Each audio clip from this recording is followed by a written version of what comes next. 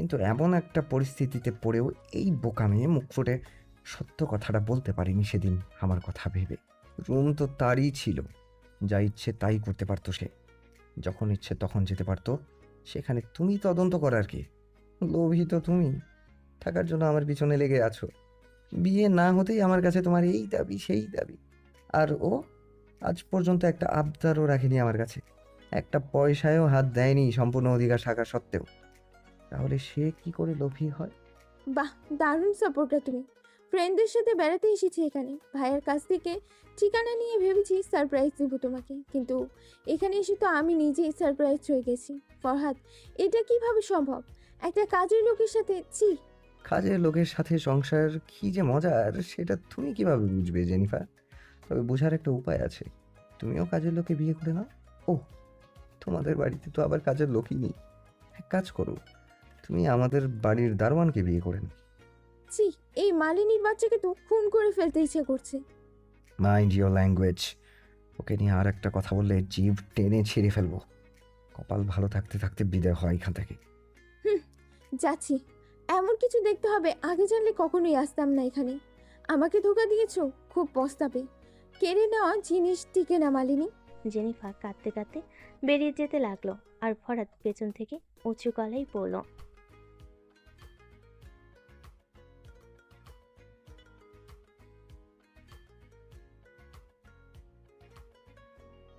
এইভাবে বলা কি ঠিক হয়েছে? জেনিফার ম্যাডাম কষ্ট পেয়েছে। চুপ থাক তুই। কিসের ম্যাডাম? হ্যাঁ, কোন জন্মে সে তোর ম্যাডাম ছিল? সে কষ্ট সে কষ্ট পায় সেটা চোখে পড়ে, আর নিজের কষ্ট চোখে পড়ে না। রুমে যা, বেশি ভালোগিরি দেখাতে আসবি না একদম। ফরাদের ধমকে একটু কেঁপে উঠেছে মলি, মুখটা মলিন করে রুমে চলে গেল সে। এদিকে জেনিফার চোখে পানি দেখে মানবিককে তার খাদের একটু খারাপ লাগলো, মনটা আজ খুব শান্তি পাচ্ছে ফরাদের। এমন একটা দিনে খুব অপেক্ষায় ছিল, যে দিনটাতে উপযুক্ত একটা ডোজ দিতে পারবে। একটাকে তো দেওয়া হলো, মনের শোকে হয়তো ওই জেরিনেরও শোক পালন হবে। দুই বোনের কষ্ট ভাবতেই আনন্দ লাগছে। এবার বুঝবে মানুষের আশা ও মন ভাঙ্গার পরিণাম। নিজের বেলায় ষোলো না, আর অন্যের বেলায় কিছুই না। নিজের কষ্ট তাদের চোখে পড়ে, আর অন্যেরটা চোখে পড়ে না। দরজা লক করে ফরহাদ রুমে এসে দেখলো মলি জানালার পাশে দাঁড়িয়ে আছে, গাল পেয়ে ধীর গতিতে পড়ছে দু এক ফোঁটা অশ্রু। ফরহাদ এগিয়ে এসে পেছন থেকে আলতো করে জড়িয়ে ধরে বলল, এত পানি কোথা থেকে আসে চোখে? একটু কিছু বললেই বৃষ্টি পড়া শুরু হয়ে যায়। মলি নিজ হাতে চোখের পানি মুছিয়ে নিল। সেখান থেকে চলে আসতে চাইল, ফরহাদ বাধে দিল। তার সাহস নেই তাকে উপেক্ষা করার, চুপচাপ দাঁড়িয়ে আছে। ফরহাদ তার কানে আলতো করে কামড় দিয়ে বলল, এই মনে এত মায়া কেন অন্যের জন্য? অন্যের মনে তো এই মনটার জন্য বিন্দু পরিমাণও মায়া নেই। একটু স্বার্থপর হও, শুধু অন্যের দিক না দেখে নিজের দিকটাও দেখো। নিজের ভালোবাসাটা পাগলও বুঝে। কফি খাবেন? না। কেউ আর কোনো কথা বলল না। দুজনেই তাকিয়েছে জানালার ও প্রান্তে যতদূর চোখ যায়। দৃষ্টি ধাপে ধাপে অতিক্রম করছে জানালার গ্রিল, কড়ই গাছের ডালগুলো, অতপর কিছু ভবন। পরন্ত বিকেলে পরিবেশটা পাখিদের কলরবে নতুন রূপ সেজে ওঠে এবং সোনালি রোদে ঝলমল করে চারিদিকে। জানালার গ্রিলের ফাঁকে সোনালি আলো এসে পড়েছে একসাথে জড়ো হয়ে থাকা দেহ দুটির উপর। চলমান এবং শ্বাস প্রতিক্রিয়া আর কথোপকথন, মনে মনে নিঃশব্দে কি আলাপন হচ্ছে তাদের মাঝে কে জানে। না আছে কোনো শব্দ, আর না আছে কোনো ইঙ্গিত। মালিনী তার মালিকের বুকে মাথা হেলান দিয়ে শুধু দিচ্ছে শব্দহীন সাড়া। ফরাদ 50 ভাগ নিশ্চিত হলো জেনিফা জানাবে না কাউকে। কেননা ফরাদ যদি নিষেধ করতো তাহলে হয়তো আরো দ্রুত জানিয়ে দিত। এখন উল্টো সেই বলে দিয়েছে, জানিয়ে দিলে তার উপকার হয়, আর জেনিফা কষ্ট পেয়ে নিশ্চয়ই কারো উপকার করবে না। তবু ফরহাদ অপেক্ষায় আছে বাসায় খবরটা জানানো হয়েছে কিনা। রাত 10টা বেজে গেছে, এ পর্যন্ত তার বাসা থেকে কোনো কল আসেনি, সুতরাং সে নিশ্চিত কেউ জানেনি, আর জেনিফা জানাবেও না। ঘুমানোর সময় ফরহাদ মলিকে বলল, একটা দিন একা থাকতে পারবে? ঢাকা যাওয়ার প্রয়োজন ছিল। পারবো, আপনি যান। আচ্ছা, আন্টিকে বলে যাবো কাল থাকতে। মলি আর কিছু বলল না, চুপচাপ শুয়ে আছে। ফরহাদ কিছু একটা ভেবে বিছানা ছেড়ে উঠে এলো। মলি তার দূরত্ব অনুভব করতে পেরে চোখ খুলে তাকালো, দেখলো ফরহাদ কাউকে কল করছে। কথাবার্তা শুনে নিল বিমানের টিকিট বুক করেছে, সময়টা সকালে। তাহলে কি সে খুব সকালে চলে যাবে? ফোনের কথা শেষ করতে মলি উঠে বসলো। আপনি কি কাল সকালেই চলে যাবেন? হ্যাঁ। ব্যাগ গুছিয়ে রাখবো। না, ব্যাগ গুছাতে হবে না, তুমি ঘুমাও। ফরাদ মোবাইলে অ্যালার্ম দিয়ে নিজেও শুয়ে পড়ল। অ্যালার্ম বেজে ওঠার আগেই তাদের ঘুম ভেঙে গেল। মলি নাস্তা রেডি করার জন্য কিচেনে গেলে ফরাদ কাজের মহিলাকে আনতে গেল। মহিলাকে মলির পাশে রেখেছে হালকা নাস্তা করে বেরিয়ে গেল ঢাকার উদ্দেশ্যে। মলির সারাদিন কাটলো মহিলার সাথে গল্পগুজব করে। বিকেলের দিকে মহিলাটি রান্না করছিল আর মলি তার সাথেই কিচেনে ছিল। এমন সময় কলিং বেল বেজে উঠল। তাদের বাড়িতে কি আসবে? মলি একটু ভয় পেয়ে গেল, কেননা ফরাদ প্রতিবারই তাকে সাবধান করে দিয়ে যায় বাসায় একা থাকলে যেন দরজা খুলে বাইরে না যায়, আর যে কোনো সমস্যা হলে যেন ফরাদকে জানায়। মহিলাটি দরজা খুলতে গেলে মলি নিষেধ করলো। অতঃপর সে রুমে এলো ফরাদকে কল করে জানানোর জন্য। ফোন হাতে নিয়ে দেখলো ফরাদ বেশ কয়েকবার কল দিয়েছে, অথচ সে আড্ডায় পড়ে রিংটোন শুনতে পায়নি। শুনবি কিভাবে? রুমের দরজা চাপানো ছিল। মলি ব্যাক করতে ফরাদ রিসিভ করে বলল, কোথায় ছিলে এতক্ষণ? কিচেনে ছিলাম, কে যেন কলিং বেল বাজাচ্ছে বাইরে। আমিই বাজাচ্ছি, দরজা খুলো। এত তাড়াতাড়ি ফিরে এলেন যে? দরজা তো খুলবে আগে। ও হ্যাঁ, আসছি। মলি রুম থেকে বেরিয়ে এসে দরজা খুলতেই ও পাশের মানুষদের দেখে অবাক। ফরাদের সাথে ফাইমা আন্টি। তাদের দেখি মলি দুকদম পিছিয়ে এলেই ফরাদ ব্যাগ নিয়ে ঢুকে পড়ল এবং রুমের দিকে যেতে লাগলো। পরপর মুখে মুচকি হাসি ঝুলিয়ে ফাইমা আন্টি প্রবেশ করলো। কেমন আছে আমার মেয়েটা? কথাটা বলে কাছে যেতেই মলি ফাইমার পায়ের কাছে বসে পড়ল। এতে ফাইমা চরম অবাক। মলি কান্না জড়িত কণ্ঠে বলতে লাগলো, আন্টি আমাকে ক্ষমা করে দিন। বিশ্বাস করুন, আমি স্বেচ্ছায় আসিনি এই পরিস্থিতিতে। আমি শুধু আপনাদের বাড়িতে কাজের উদ্দেশ্যে গিয়েছিলাম। তাছাড়া অন্য কোনো উদ্দেশ্য ছিল না, বিয়ের কোনো উদ্দেশ্য ছিল না। কিভাবে কি হলো সবটা আমার অজানা আন্টি। এই মেয়ে, পাগল হয়ে গেছিস? এসব কি শুরু করেছিস এই অবস্থায়? ওঠ। আন্টি বিশ্বাস করুন, আমি সত্যি বলছি সবটা। কেন এমন হলো আমি নিজেই জানি না কিছু। আমি কখনো ভাবিও নি আপনার ছেলের বউ হব। আরে কি শুরু করলি? আমি শুরু থেকেই সবটা জানি। উঠবি নাকি এবার? ফরহাদ। মলিকে বসে কাঁদতে দেখে ফাহিমা ফরাদকে ডাকলো। কাজের মহিলাটিও কিচেন ছেড়ে বাইরে এসে দাঁড়িয়েছে। ব্যাগ রেখে ফরাদ দ্রুত রুম থেকে বেরিয়ে এসে দেখলো মলি ফ্লোরে বসে আছে। তা দেখে তার প্রচুর রাগ উঠে গেল। দমকে সুরে বলল, পাগল হয়ে গেছো তুমি? তোমার এই অবস্থা তোমার জানা নেই? উঠো।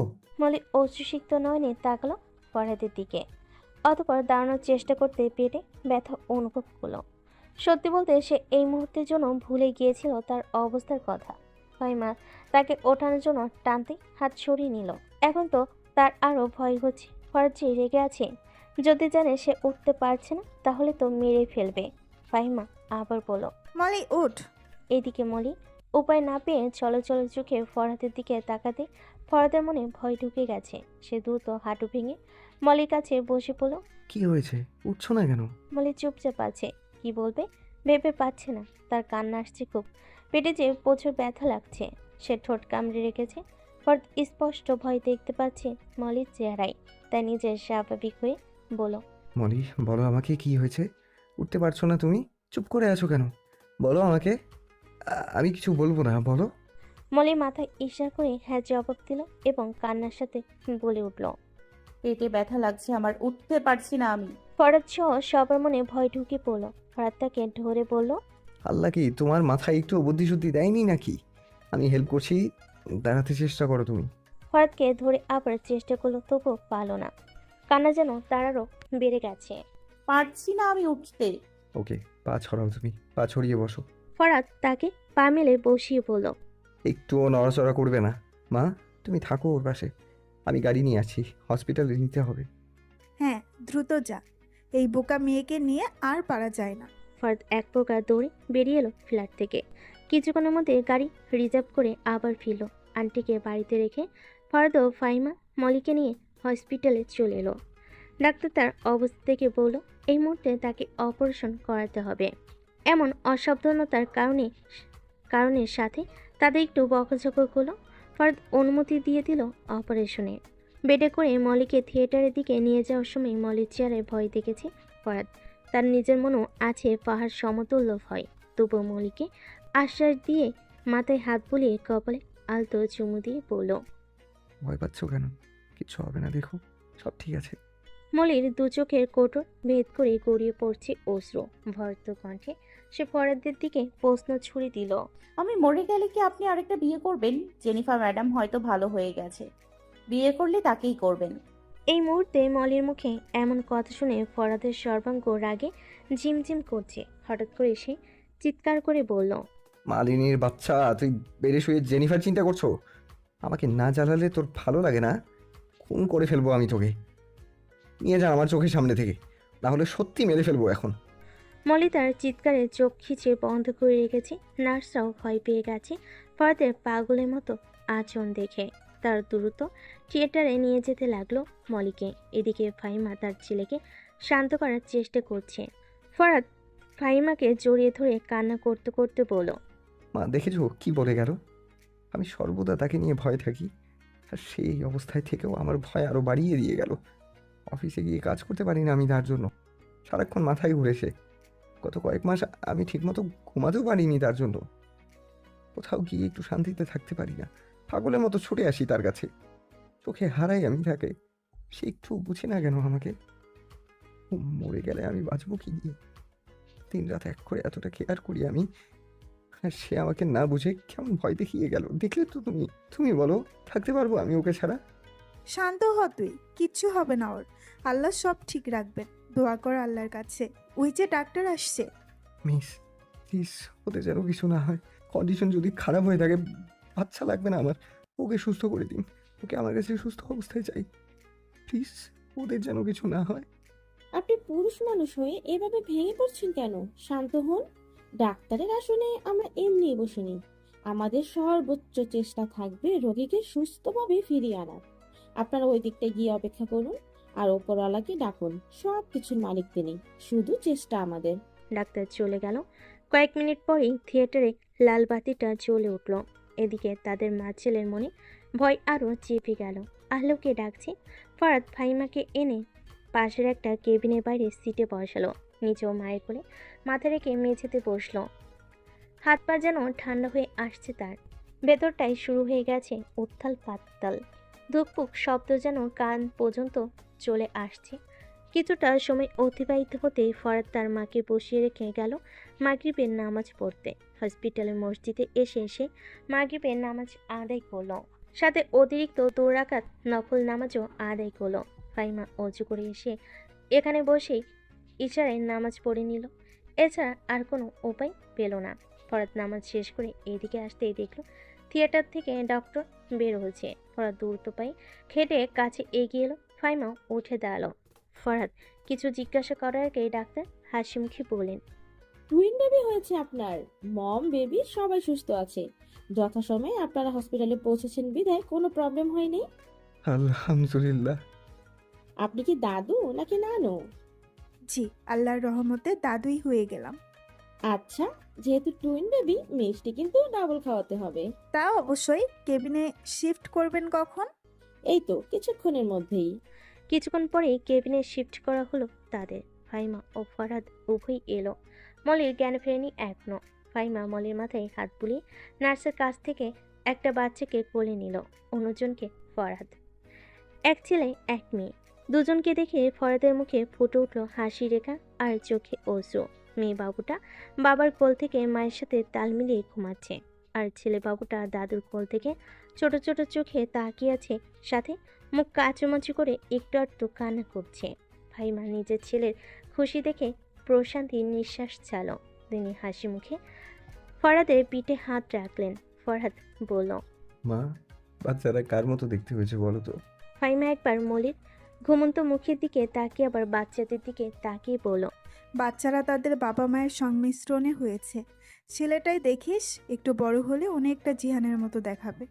জিহানও নবজাতক থাকতে এমন ছিল, তুইও এমনটাই ছিলি। জিহানের সময় বলতাম জিহান তোর মতোই দেখতে হবে। আর রাজকন্যা তো এই প্রথম এলো আমাদের ঘরে।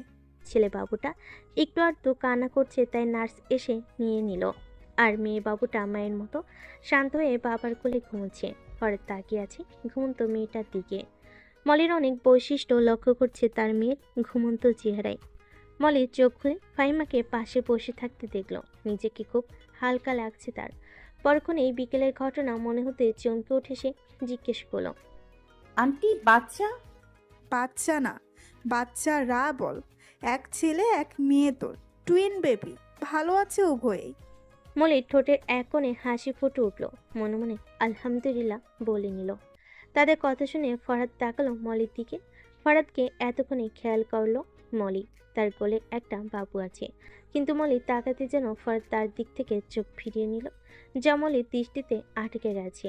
ফাহিমা মলির মাথায় হাত বুলিয়ে বলল, খুব খারাপ লাগছে? না আন্টি। এমন কাণ্ড কেউ করে? ভয় পাইয়ে দিয়েছিস একেবারে। আর আন্টি ডাকবি না একদম। তুই জানিস আমি তোর কে হই? বড় মা হই তোর। তোর বড় চাচি, তোর মায়ের আপন বড় যা, তোর বাবার বড় ভাবি। মলি অবাক হয়ে তাকিয়েছে ফাহিমার দিকে। এসব কি শুনছে সে? তার বাবার যে কোনো ভাই আছে তার জানা ছিল না। আজ এত বছর পর এটা কি শুনছে? এটা কি সত্য? হ্যাঁ, হতে পারে সত্য। তার বাবার নাম তো রহমতুল্লাহ মোরাদ, আর ফরহাদের বাবার নাম সে জানে নেয়ামতুল্লাহ। তাহলে কিভাবে কি ফরহাদ কি এজন্যই তাকে চেনে? তারা তাহলে চাচাতো ভাই বোন? মলি ফরহাদের দিকে তাকালো। ফরহাদ এক পলক তাকিয়ে চোখ ফিরিয়ে নিল। মলি হাজার প্রশ্ন নিয়ে দৃষ্টি নিক্ষেপ করলো ফাহিমার দিকে। মলিকে কনফিউজড দেখে ফাহিমা আবার বলল, আমি জানি তোদের বিয়ের ব্যাপারে সবটা। আমার ছেলে আমাকে না জানিয়েই বিয়ে করবে নাকি? বিয়ের দিন সকালে আমাকে সালাম করে বলেছে, মা যাচ্ছি তোমার পছন্দের রানীকে বিয়ে করতে। আমার অনুমতি নিয়েই বেরিয়েছে বাড়ি থেকে। আর ওইদিকে তোর মায়ের অনুমতি নিয়ে সম্পন্ন করেছে বিয়ে। এটা কিভাবে সম্ভব? আমরা তো বস্তিতে থাকি, আর আপনারা রাজমহলে। রাজমহল তোদেরও। তোর বাবা বাসায় না জানিয়ে পালিয়ে বিয়ে করেছে তোর মাকে। তাও আবার তোর মা অশিক্ষিত। এই জন্য তোর চাচা অর্থাৎ ফরহাদের বাবা তোর বাবাকে বাড়ি থেকে তাড়িয়ে দেয় বিয়ের দিন। পিতার অবর্তমানে পিতৃত্বের স্নেহ দিয়ে মানুষ করে তুলেছিল তোর বাবাকে, যার ফলে তিনি খুব কষ্ট পেয়েছেন তোর বাবার কর্মে। সম্মানে লেগেছিল ওনার, তাই মেনে নিতে পারেনি সেই দিন। ওদিকে তোর মায়ের বাড়িতেও নেই ঠাঁই। অবশেষে আশ্রয় নেয় বস্তিতে। বস্তিতে আশ্রয় নিয়েছে সেটা জানতে পারি আমি 4 বছর পর। তোর মায়ের সাথে আমার দেখা হয়েছিল একদিন, তখনই জানতে পারি। তখন মুহিতকে দেখেছিলাম 3 বছরের। আর এদিকে ফরহাদও 2 বছর বয়সের। আর ফাদ্দিন ফরহাদের 3 বছরের বড়। ফরহাদের বাবাকে সাধ্যমতো বোঝানোর চেষ্টা করেছিলাম আমি, কিন্তু কোনো লাভ হয়নি। এরপর আরও 4-5 বছর পর আবার তোর মা ও বাবার সাথে দেখা। তখন তুই ছিলি তোর মায়ের কোলে। বয়স তোর 2-3 বছর। সেদিন তোর বাবাকে না জানিয়ে তোর মাকে গোপনে বলেছিলাম তোকে আমার কোনো এক ছেলের বউ করে ঘরে তুলব। ফাদ্দিনকে জানানোর সুযোগ পাইনি, কেননা সে আগেই পাত্রী ঠিক করে ফেলেছে। অতঃপর গত 1.5-2 বছর আগে জানাই ফরহাদকে। সে কাজের ফাঁকে ঢাকা ফিরে খুঁজে খুঁজে বের করে তোদের সন্ধান। আমি তোদের ছোট থাকতে দেখেছি, কিন্তু বড় হয়ে আর দেখিনি। ফরহাদে চিনিয়েছে আমাকে, তারপর থেকে তোকে চোখে চোখে রাখার চেষ্টা করেছি। সেই সুযোগও হয়ে গেছে তুই বাগানে কাজ করতে যাওয়াই। মা, এসব বলে লাভ নেই। শুধু শুধু যা হবার ছিল হয়েছে। ওদিকে আর ঘাটাঘাটি করো না। ঘাটাঘাটি না করলেও জানা দরকার। তুই না বাসায় যাবি? কি কি দরকার নিয়ে আয়, যা। বাবুকে আমার কাছে দিয়ে যা। ফরহাদ মেয়ে বাবুটাকে দেওয়ার সময় নড়াচড়া পেয়ে ঘুম ভেঙে গেছে। ছোট ছোট চোখ মেলে তাকিয়েছে বাবুটা। তা দেখে ফরহাদের ঠোঁটের কোণে ফুটে উঠেছে হাসি রেখা। ফাইমের কোলে দিয়ে আবার নার্স কাছে এসে ছেলে বাবুটাকে একটুখানি সময়ের জন্য কোলে নিল, অতপর বেরিয়ে গেল। নার্স এগিয়ে এসে ছেলে বাবুটাকে মলির কাছে রাখলো। মলির চলো চলো চোখে তাকিয়ে আছে তার ফুটফুটে 2 সন্তানের দিকে। ফাহিমার দিকে প্রশ্ন ছুঁড়ে দিল, বড় মা, ওরা আপনার ছেলের মতো না দেখতে? ওরা বাবা মা উভয়ের আকৃতিই পেয়েছে। উনি লুকিয়ে কেন বিয়ে করলেন? বিয়ে করবে সেটা জানতাম, কিন্তু সেই দিনে কেন বিয়ে করলো সেটা জানা নেই। তুই যখন তোর বাবা অসুস্থ হওয়ায় কাছে আসছিলি না, তখন বারবার জিজ্ঞেস করেছিল মা মলি এসেছে? তার 2 দিন পর হুট করেই বলল বিয়ে আমি আজই করব, তা না হলে কখনোই করব না। আর মলিও আসবে না। আমি আর কি করব? তোর মাকে বলেছি তোকে আমার ছেলের বউ করে নিব, তাই অনুমতি দিয়েই দিলাম। তোর মা ফরহাদের নাম শুনেই নাকি অনুমতি দিয়ে দিয়েছে। বাসায় কাউকে জানায়নি। ফরহাদেরও তো তার বাবার সাথে আগে থেকেই রাগ। তারপরও চেয়েছিল সুযোগ বুঝে বলে দিবে, আর তার বাবার রাগ ভাঙিয়ে তোদের পরিবারকেও ও বাড়িতে তুলবে। কিন্তু ঘটে গেছে ভিন্ন লোক। তোকে চোরের অপবাদ দিয়ে হাত পুড়িয়ে দেওয়ায় আমি তোর আঙ্কেলকে জানিয়েছি। কিন্তু তিনি ফরহাদ ও জেরিনকে কিছুই বলেন। তা শুনে ফরহাদ তার সিদ্ধান্ত বদলে ফেলে। সে আর ও বাড়িতে ফিরেও না, কাউকে কিছু জানানোর প্রয়োজনও মনে করে না।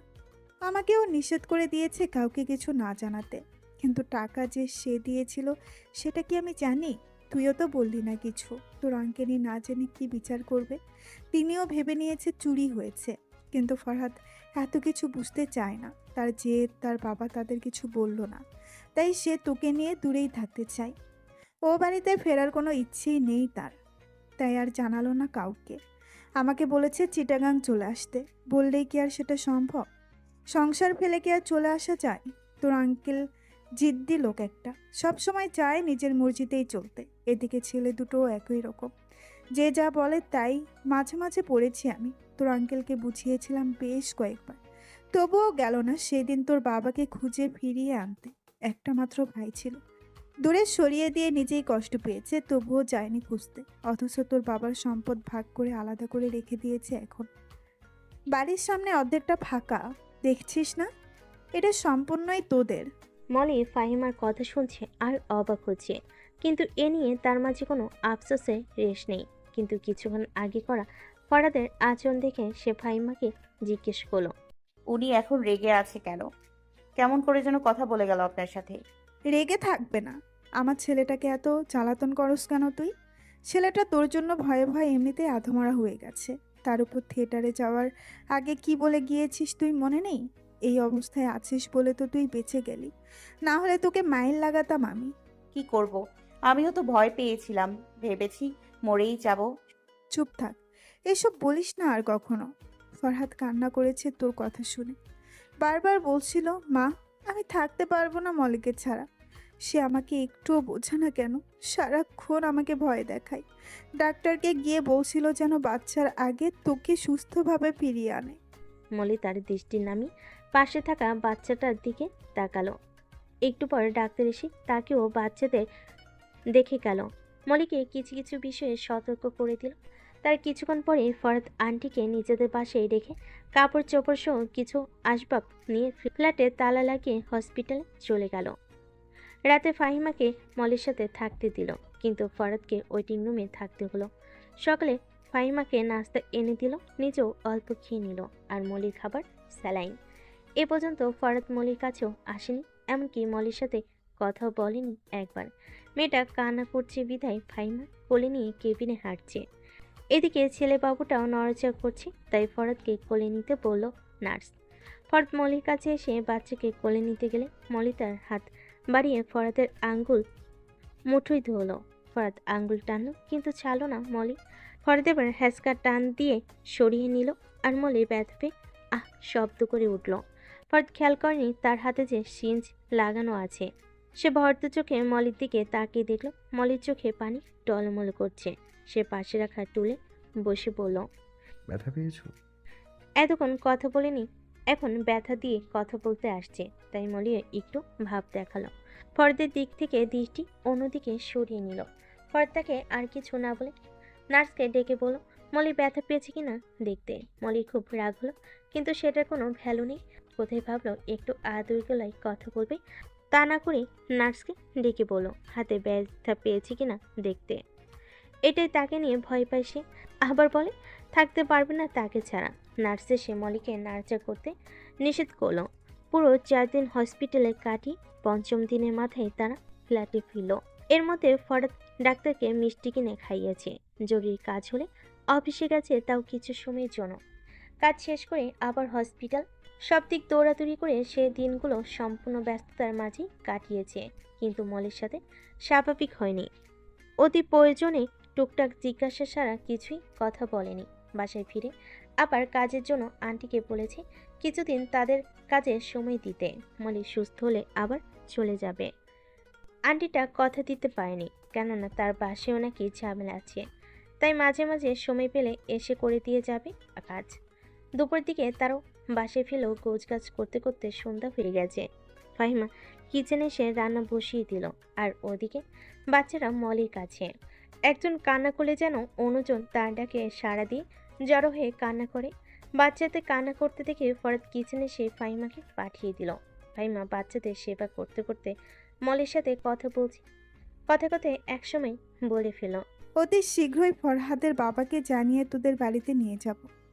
তখন তোর বাবা মাকে সহ সবাইকে দাওয়াত করব। সবাইকে না হয় করতে পারবেন, বাবা আসবে কোথা থেকে? বাবা তো সবাইকে রেখে কবরে চলে গেছে। কবরে চলে গেছে মানে?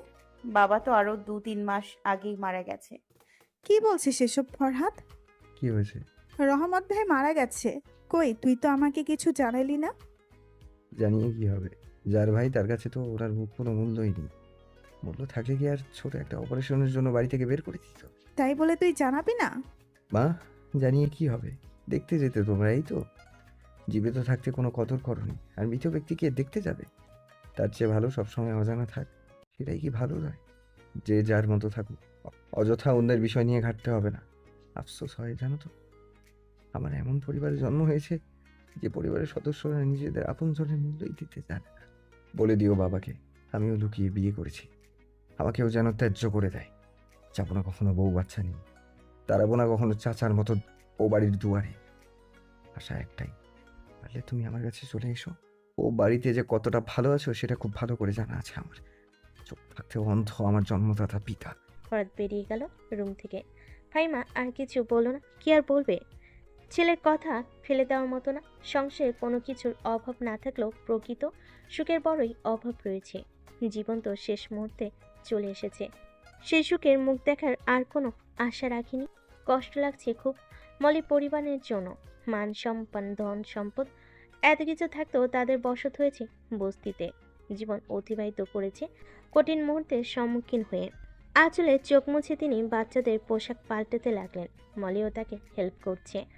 তাদের মা ছেলের কথাবার্তায় কোনো প্রতিক্রিয়া রাখেনি মলি। পরিস্থিতি তাকে যেভাবে চলতে নির্দেশ করছে সে সেভাবেই চলছে। এখন বলে ভুল হবে, আরও অনেক আগে থেকে সে পরিস্থিতির উপর নির্ভরশীল। নিজের ইচ্ছেটাকে প্রাধান্য দেয় না কখনো। বর্তমানে ফরহাদের নির্দেশনাই যেন তার অগ্রগতি। তার কথার উপর কোনো ভিন্ন মত পোষণ করে না। রাতে ঘুমানোর সময় ফরহাদ বালিশ তার পাতলা কম্বল নিয়ে ড্রয়িং রুমে চলে গেল। ফাইমা আছে মলির কাছে। মাঝরাতে বাচ্চারা কান্নার রোল তুলেছে। একজনের কান্নার শব্দে অন্যজন জেগে ওঠে আর শুরু হয় একসাথে। এদিকে ফরহাদের চোখেও ঘুম নেই। একটু পরপরই এসে দেখে যায় বাচ্চারা যখন কান্না করছিল, কান্নার শব্দ না পেলেও মন টেনে নিয়ে এসেছে এদিকে। ফাইমা একজনকে সামলাতে পারলো, আরেকজন মলির কোলে। মলির নাড়াচাড়া নিষিদ্ধ। ফরহাদ এসে কোলে নিয়ে হাঁটাহাঁটি করছে। একটু পরপরই এত কাঁদছে কেন ভেবে পাচ্ছে না মলি। ফাইমা তুলে ধরলো নতুন জায়গায় এসে বিদায় এমন করছে। মাত্র 4 দিন থেকেছে হসপিটাল। এতে যেন তারা হসপিটালে অভ্যস্ত হয়ে গেছে, যার ফলে এখানে মানিয়ে নিতে পারছে না। একটু পর আবার ঘুমিয়ে পড়লে ফাইমার কথায় ফরহাদ কম্বল আর বালিশ নিয়ে আবার এ রুমে চলে এলো। সোফায় শুয়ে পড়লো সে। রাতভর কেউই তেমন ঘুমাতে পায়নি। বড়জোর 2-3 ঘন্টা ঘুমিয়ে পেরেছে। আর বাকি সময় তাদের ভাই বোনের ডিউটি। সকালে আন্টি এলো, বাচ্চাদের কাপড় চোপড় ধুয়ে দিল। ফাইমা আন্টি রান্না করছে। মলির বসে থাকা ছাড়া কোনো কাজ নেই। আর ফরহাদ 2 কোলে দুজনকে নিয়ে জানালার পাশে বসে আছে। এক সময় দিয়ে জানালার গ্রিল ভেদ করে সকালের তাজা রোদ এসে উকি দিচ্ছে ফরহাদ আর বাচ্চাদের গায়ে। সেই প্রভাতের রোশনি মাখাচ্ছে। মলি খাটে হেলান দিয়ে পলকহীন তাকিয়ে আছে 2 কোল ভরে নিয়ে বসে থাকা এক পিতার দিকে। কেন জানি মনে হচ্ছে পৃথিবীর বুকে থাকা সবচেয়ে বেশি সুন্দর দৃশ্য এটা। ফরহাদও পলকহীন তাকিয়ে আছে বাচ্চাদের দিকে। মুখে তার অস্পষ্ট হাসি রেখা। বাচ্চারাও যেন উষ্ণ আর্দ্রতায় কোমলতা অনুভব করছে, তাই শান্ত হয়ে বসে আছে বাবার কোলে। মাঝে মাঝে শুধু দৃষ্টি এবং ওষ্ঠ নাড়াচাড়া চলমান। ফরহাদও যেন দৃষ্টিতে খেলা করছে সন্তানদের। মলি বেশ কিছুক্ষণ অবলোক তাকিয়ে দেখলো এই দৃশ্যটা। একসময় বলে উঠল, বাচ্চাদের নাম কি রাখবেন? মেহতাজ হোসেন ফাইজা ও ফাইয়াজ হোসেন মুবিন। ফরহাদের বলার স্টাইল দেখে মলি বুঝে গেছে নাম আগে থেকে ঠিক করে রেখেছে ফরহাদ। যাই হোক, মলি খুব পছন্দ হয়েছে নামগুলো, তাই সেও হাসি মুখে একটু শব্দ করে উচ্চারণ করলো। মেহতাজ, ফাইয়াজ, ফাইজা, মুবিন। ভাই বোন মিলে এত শান্ত কেন এখন? ঘুমিয়ে পড়েছে নাকি? না, মিষ্টি ওদের সাথে দুষ্ট খেলা করছে। সারা রাত সবাইকে জাগ্রত রেখে এখন দুষ্টুমি? একেবারে বাবার মতোই দুষ্টু হবে নাকি তার চেয়েও আরও বেশি? দেখি। বেশি আর কি হবে, বাবা কম কিসে? নিচু স্বরে বলল, দূরত্ব বেশি না হয় তাদের কান পর্যন্ত পৌঁছে গেছে মলির কথা। ফরাদ তার দিকে তাকালো শুধু, আর ফাহিমা হাসলো। ফরাদের চাহনি দেখে মলি অপ্রকাশ্য জিভ কামড়ে ধরল। ফায়াজ হোসেন মুবিনকে কোলে তুলতে বাবুটা কেমন চোখ কাচুমাচু করে ফেল, কান্না করে দিবে এমন ভঙ্গি প্রকাশ করলো। তা দেখে ফাহিমার উক্তি, এ তো দেখছি দাদার মতো জিদ্দিও হবে। বাবার কোলা থেকে উঠিয়েই নিয়েছি বলে এখনই এত জেদ? মলি, অনেকক্ষণ ধরে না খেয়ে আছে, নে ধর। ফরহাদ, হুজুর দাওয়াত করেছিস? হ্যাঁ, সন্ধ্যায় আসবে। আচ্ছা, অফিস যাবি না? রান্না বান্না শেষ আমার। নাস্তা করে রেডি হয়ে যা। দে ওকে আমার কাছে দে। ফরাদ মেহতাজ হুসাইন ফাইজাকে ফাহিমার কোলে দিয়ে চলে গেল গোসল করতে। আরো সপ্তাহখানেক পার হতেই ফাহিমা বলল ঢাকায় চলে যাবে। ফরাদ বলল আরো কিছুদিন কাটাতে, কিন্তু ফাহিমা বলল সে চলে যাবে তাকে যেন টেনে তুলে দিয়ে আসে। মলি এখন পুরোপুরি সুস্থ না হলেও চলাফেরা করতে পারে, বাকি সব ভারী কাজ থেকে তাকে দূরে রাখাই হয়েছে। ফরাদ তার মায়ের উপর আর কথা বলল না। চলে যখন যেতে চাইছে আর আটকে রাখবে কিভাবে? যে দিনগুলো কাটিয়েছে সেগুলোই অনেক। ফরাদ আন্টিকে মলির কাছে রেখে ফাহিমাকে নিয়ে ট্রেনে যাত্রা শুরু করলো। যাই হোক, একা ছাড়তে রাজি না সে। ইচ্ছে ছিল বিমানে অল্প সময় ব্যয় তাতেই যাবে, আবার তাড়াতাড়ি ফিরে আসবে, কিন্তু ফাহিমা বিমানে যেতে রাজি না। আসার সময়ও তিনি ট্রেনেই এসেছেন। সকালে রওনা দিয়ে দুপুরের শেষের দিকে ঢাকায় পৌঁছেছে তারা। ফাহিমাকে বাড়িতে রেখে সে আবার অপেক্ষা করেনি এখানে, সাথে সাথে আবার বেরিয়ে পড়েছে চিটাগাংয়ের উদ্দেশ্যে। এবার তার যাত্রা বিমানে। সন্ধ্যার আগে সে বাসে হাজির। ফরাদ এলে আন্টি চলে গেলেন। কাজকর্ম যা ছিল আগেই সম্পাদন করে রেখেছেন। ফরাদ এখনও মলির সাথে তেমন একটা কথাবার্তা বলে না। রাতে ফরাদ খাবার এনে টেবিলে রাখলো, অতপর রুমে এসে দেখলো বাচ্চারা ঘুমাচ্ছে। মলি বাথরুমে সে বাচ্চাদের দুপাশে কোলবালিশ রেখে সোফার রুম থেকে টি টেবিলটি নিয়ে এলো। তার আর মলির খাবার এনে আবার টি টেবিলে রাখলো। মলি দেখে বলল, আমি এখন খাবো না, মাগরিবের একটু আগে খেয়েছি, আপনি খেয়ে নিন। ফরাদ তাকালো তার দিকে, কিন্তু কিছু বলল না। মলি তার তাকানোর ভঙ্গি দেখে বলল, পেট ভরা থাকলে খাবো কি করে? অতঃপর ফরাদ একাই খেতে লাগলো। এক পাশে কোলবালিশ সরিয়ে মলি বাচ্চাদের পাশে শুয়ে পড়ল। ঘুম পেয়েছি খুব তার। হঠাৎ মনে হলো সে শূন্যে ভাসছে, স্বপ্ন দেখছে ভেবে চোখ খুলল না। আবার মনে হলো কোথাও তলিয়ে যাচ্ছে। এবার চোখ খুলে ফেল, তাকিয়ে দেখলো ফরাদ নামক লোকটা হেঁটে হেঁটে খাটের দিকে যাচ্ছে। সে দ্রুত উঠে বসে দেখলো তার অবস্থান সোফায়। এটা কি হলো? কেন করলো এমন? ভাত খায়নি বলে? ফরাদ এসে বাচ্চাদের পাশে শুয়ে পড়ল। বাচ্চা যে কখন জেগে গেছে মলি খেয়ালও করেনি। খেয়ালি বা করবে কিভাবে? তার তো কান্নাই করেনি। ফরাদের কীর্তি দেখে মলির খুব রাগ হলো। তাকে সোফায় রেখে কি সুন্দর করে বাচ্চাদের পাশে খাটে শুয়ে আছে। মলি বিরক্তি নিয়ে সোফায় হেলান দিয়ে শুয়ে পড়ল। যাবে না সে তাদের কাছে, থাকুক যেভাবে ইচ্ছে। কতটা খারাপ লোক একটা কথাও দিয়ে যায়নি। মলি ওভাবে কাচমাচু হয়ে শুয়ে আছে, আর ওদিকে ফরাদ বাচ্চাদের সাথে খেলা করছে। এরই মাঝে একবার মলির দিকে তাকাতে মলি বিরক্তি নিয়ে চোখ বুজে ফেল। একটু পরে বাচ্চাদের একটু আধটু কান্নার শব্দ আসছে মলি কান্নায়, কিন্তু চোখ খুলে তাকালো না সে। যাবে না সেখানে, সামলাকে এবার। পরপরই মনে হলো সে আবার শূন্যে ভাসছে। নিশ্চয়ই এখন আবার ফরাদ তাকে উঠিয়ে নিয়েছে সোফা থেকে। ফরাদ তাকে এনে খাটের বাচ্চাদের পাশে শুয়ে দিল। মলি এমন ভঙ্গিতে আছে যেন সে গভীর ঘুমে মগ্ন। বাচ্চাদের কান্না যেন আস্তে আস্তে বেড়ে যাচ্ছে। ফরাদ দেখলো মলি তাকাচ্ছে না, তাই মলিকে ঝাঁকি ডাকতে শুরু করলো। মলি, এই মলি, উঠো, বাচ্চারা কাঁদছে, তুমি শুনতে পাচ্ছ না? মলি চোখ কুঁচলে তাকালো তার দিকে। ফরাদ বলল, অনেকক্ষণ ধরে না খেয়ে আছে, তোমার ক্ষুধা না থাকতেই পারে, ওদের ক্ষুধা আছে। মলি তার উপর থেকে ফরাদের হাত সরিয়ে দিয়ে একজনকে কাছে টেনে নিল, আর বিড়বিড় করে বলতে লাগলো, অযথা মেজাজ দেখায় আমাকে, বিনা অপরাধেই সর্বদা শাস্তি লেখা আমার কপালে। প্রয়োজন হলেই আমার ডাক পড়বে শুধু, আর প্রয়োজন ফুরিয়ে গেলে ছুঁড়ে ফেলে দেবে যেন খেলনার পুতুল আমি। কথা বলতে বলতে মলির চোখে অশ্রু ভিড় জমিয়েছে। এদিকে কথাটা ফরাদের বুকে বিঁধল। শুনলে কিন্তু কিছু বলল না। অন্যজনকে কোলে নিয়ে একটু হাঁটাহাঁটি করলো রুমের মাঝে। বাচ্চাদের ক্ষুধা মেটাতে মলি সোফায় চলে যাওয়ার জন্য বিছানা ছেড়ে নামতে লাগলো। ফরাদ অন্য পাশ থেকে তার হাত টেনে ধরে বাধা দিল। মলি তার দিকে তাকিয়ে বলল, আবার কি? শেষ তো আমার কাজ। ফরাদ এক হাতে তার নিজের জায়গায় কোলবালিশ রেখে মলির পাশে চলে এলো। মলিকে খাটে শুতে ইশারা করতে মলি বলল, হাত ছাড়ুন, আমি সোফায় থাকতে পারবো। আপনার এখানে আশ্রয় পেয়েছি আমি, সেটাই তো সাত কপালের ভাগ্য। মলির অভিমানে একটু কড়াই হয়ে যাচ্ছে, তাই ফরাদ জোর করে শুয়ে দিল। সাথে সেও পেছন থেকে জাপটে ধরে কম্বল টেনে শুয়ে পড়ল। মলি আর ওঠার জন্য বৃথা চেষ্টা করলো না। চেষ্টা করে কি হবে? ফরাদ তার হাত পা মলির ওপর তুলে দিয়ে আটকে রেখেছে। সাথে চলছে অভিমান ভাঙানোর খুনসুটি। সকালে মলি গোসল করতে গেছে। ফরাদ বসে আছে বাচ্চাদের পাশে। বাচ্চারা কিছুক্ষণ খেলা করে ঘুমিয়ে পড়েছে। এখন তাদের 24 ঘন্টার মধ্যে 18 থেকে 20 ঘন্টা কাটে ঘুমে। মলি এতদিন পর আজ ম্যাক্সি নামক ড্রেস ছেড়ে আবার শাড়ি পরেছে। বাথরুম থেকে বেরিয়ে দেখল ফরাদ জানালার হেলান দিয়ে দুহাত ভাঁজ করে দাঁড়িয়ে আছে এবং তার দিকেই তাকিয়ে আছে। খাটের দিকে তাকিয়ে দেখল বাচ্চারা ঘুমাচ্ছে। মলি মাথা মুছতে মুছতে ড্রেসিং টেবিলের সামনে এলো।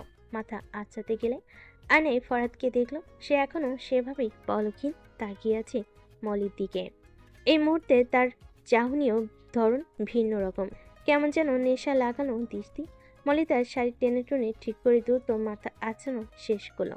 অতপর আবার বাথরুমে এলো। বাথরুমে এসে মনে হলো সে বাথরুমে কেন এলো। মলি আবার বেরিয়ে গেল। ফরাদের দিকে তাকিয়ে দেখলো সে এখনও তার দিকে তাকিয়ে আছে। মলি রুম থেকে বের হওয়ার জন্য দরজার কাছে যেতেই মনে হলো সেদিকে কোথায় যাবে। কিচেনে তো তার কোনো কাজ নেই। ফরাদের ছুটির দিন হয়, সে নিজেই রান্না করেছে। তা ভেবে আমলি আর বের হলো না রুম থেকে। আবার সে ফরাদের দিকে তাকিয়ে দেখলো এখনও তার দিকে দৃষ্টি। মলির অশান্তি লাগছে খুব। সে হেঁটে হেঁটে বাচ্চাদের কাপড় চোপড় তাকের দিকে এলো। ভাঁজ করা কাপড় চোপড় নেড়েছে, আবার ভাঁজ করলো। আর চোখে তাকিয়ে দেখলো ফরাদ এখনও তার দিকেই তাকিয়ে আছে। মলি মনে মনে বলল, এটা কি আদৌ কোনো মানুষ নাকি রোবট?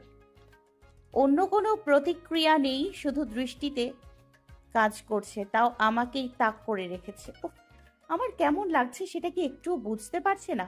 এভাবে তাকিয়ে আছে কেন? মলি আবার বাথরুমে চলে গেল। অযথা 2-3 মিনিট কাটিয়ে আবার বেরিয়ে এলো। এখনও ফরাদ তাকিয়ে আছে। ফরাদ এবার নিজের হাতে বাঁধন ছেড়ে দিয়ে মুখে অস্পষ্ট হাসি রেখা ফুটিয়ে মলির কাছে এলো। মলি স্থির হয়ে দাঁড়িয়ে আছে।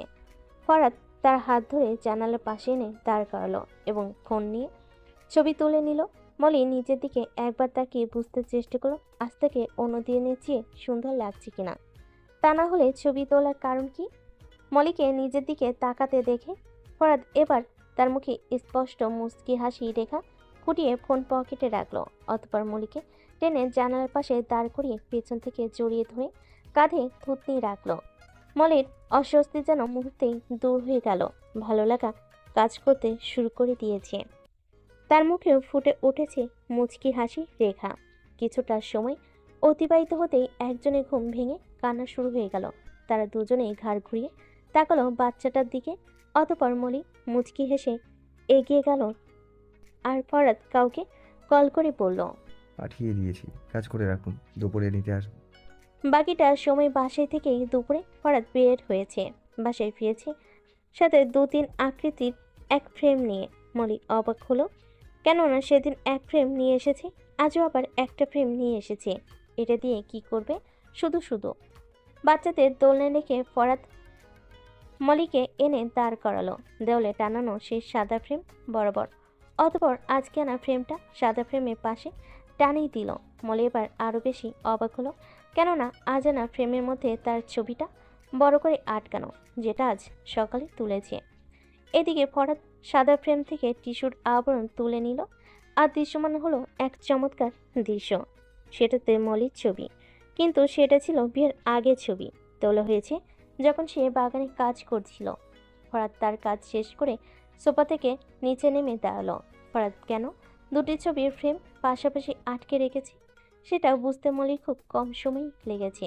মলি দুটি ছবির মধ্যে বেশ তফাৎ রয়েছে। আগের ছবিটা দেখে মনে হচ্ছে সে কোনো এক বস্তির অগোছালো অপরিচ্ছন্ন মেয়ে, আর আজকে তোলা ছবিতে দেখাচ্ছে কোনো এক বিত্তশালী ও মার্জিত মেয়ে, যে কিনা সর্বদা সৌহার্দ্যপূর্ণভাবে চলাফেরা করে।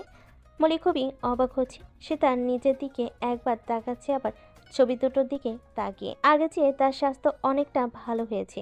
আগে ছিল জীর্ণ শীর্ণ, আর এখন পরিপূর্ণ, অর্থাৎ পারফেক্ট। আগে ছিল শ্যামকালো পেতনি, আর এখন ধপধপে ফর্সা। এতটা পরিবর্তন কিভাবে সম্ভব তার জন্য বিশ্বাসই হচ্ছে না। সবটাই কি তাহলে ফরহাদের কেয়ারনেস? সে এত কিছু ভাবতে ভাবতে ফরহাদের কাছে এগিয়ে গেল এবং ফরহাদের হাত টেনে নিজের নিয়ে এবং ফরহাদের হাত টেনে নিয়ে তার হাত পাশাপাশি রেখে দেখল সে ফরহাদের মতোই ফর্সা। এতটা ফর্সা কবে হলো সে? সে তো খেয়ালই করেনি। ফরহাদ তার মুখের দিকে তাকিয়ে আছে। মলি উৎফুল্ল হয়ে ফরহাদকে বলল, আমি এত ফর্সা হয়ে গেলাম কেন? ফর্সা হয়ে যাওনি, ফর্সা তো আগেই ছিলে, কিন্তু যত্ন ছিল না। যত্নের অভাবে ছিলে পেতনি। তোরা তোদের বাবার মতোই শুধু ফর্সা হইসনি, মায়ের মতো ফর্সা হয়েছিস। তোদের মাও ফর্সা। ফর্সা হয়ে গেছে, কার যত্নে ফর্সা হয়ে গেছে তার খবর নেই। আপনি দুজনকে একসাথে নিলে আমি নিব কাকে? আয়না দেখেই তো সময় পার করবে, বাচ্চাদের নেওয়ার কি সময় হবে নাকি? আমি আয়না দেখেছি একবারও, শুধু বেশি বেশি। আমার কাছে একজনকে দিন। ডাক্তার পুরো 1 মাস বেড রেস্টে থাকতে বলেছে, 1 মাস হয়নি এখনো। বাচ্চাদের একসাথে কোলে নেওয়া ফরহাদের যেন অভ্যাস হয়ে গেছে। মলিকে আর কোলে নিতে দিল না। তাই মলি দাঁড়িয়ে দাঁড়িয়ে ফরহাদের কোলে থাকা বাচ্চাদের সাথে হাত নেড়ে নেড়ে কথা বলছে, খেলছে, সাথে যেন বাচ্চারাও তার সাথে তাল মিলাচ্ছে। আর ফরহাদ তাদের তিনজনকেই দেখছে। পরদিন সকালে আন্টি এসে কাপড় চোপড় ধুয়ে দিয়েছে। ফরহাদ নিজে নাস্তা তৈরি করেছে, অতঃপর রেডি হয়ে অফিসে চলে গেছে। আন্টি তারা আছে, তবুও কিছু সময় থাকতে বলল ফরহাদ। অফিসে এসে তার জরুরি কাজকর্ম শেষ করে বাকিটা ম্যানেজারকে বুঝিয়ে দিয়ে ঘন্টা দুয়েক পরেই বাসায় ফিরে এসেছে এবং আন্টি চলে গেছে। হাত মুখ ধুয়ে নিজে হাতে কফি বানিয়ে রুমে হেঁটে হেঁটে খাচ্ছে। এদিকে বাচ্চারা ঘুমাচ্ছে আর মলি জানালার পাশে দাঁড়িয়ে আছে। হঠাৎ কলিং বেল বেজে উঠল। ফরহাদ ভুরু কুঁচকে একটু শব্দের দিকে মনোযোগ দিল। এ সময় কে এলো? অতঃপর কফির কাপ টেবিলে রেখে রুম থেকে বেরিয়ে গেল। ফ্ল্যাটের মেন দরজা খুলতে চরম অবাক নেমতুল্লাহ তাকে ঠেলে ভিতরে প্রবেশ করলো। পিছু পিছু ফারদিন ও জেরিন। কারো কোনো কথা নেই।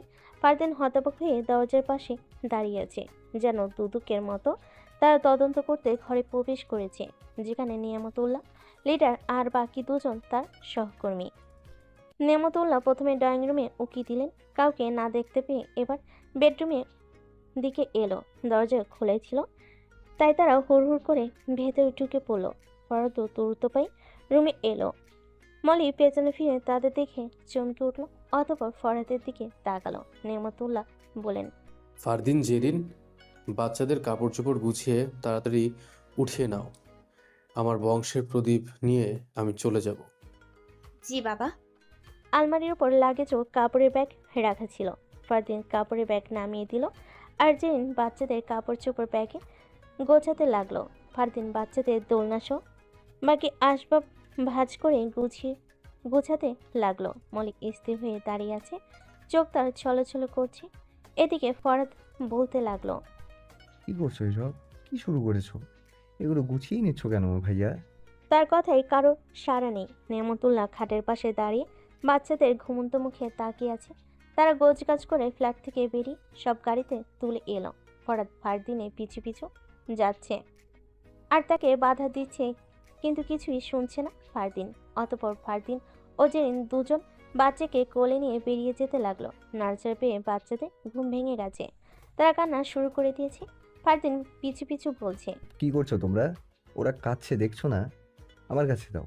তারা বেরিয়ে গেল আর নেমতুল্লাহ ফারদিনকে থামিয়ে বলল, আমার বংশের প্রদীপ আমার বাড়িতে থাকবে, অন্য কারো জায়গা হবে না, বাকিরা দূরে থাকুক।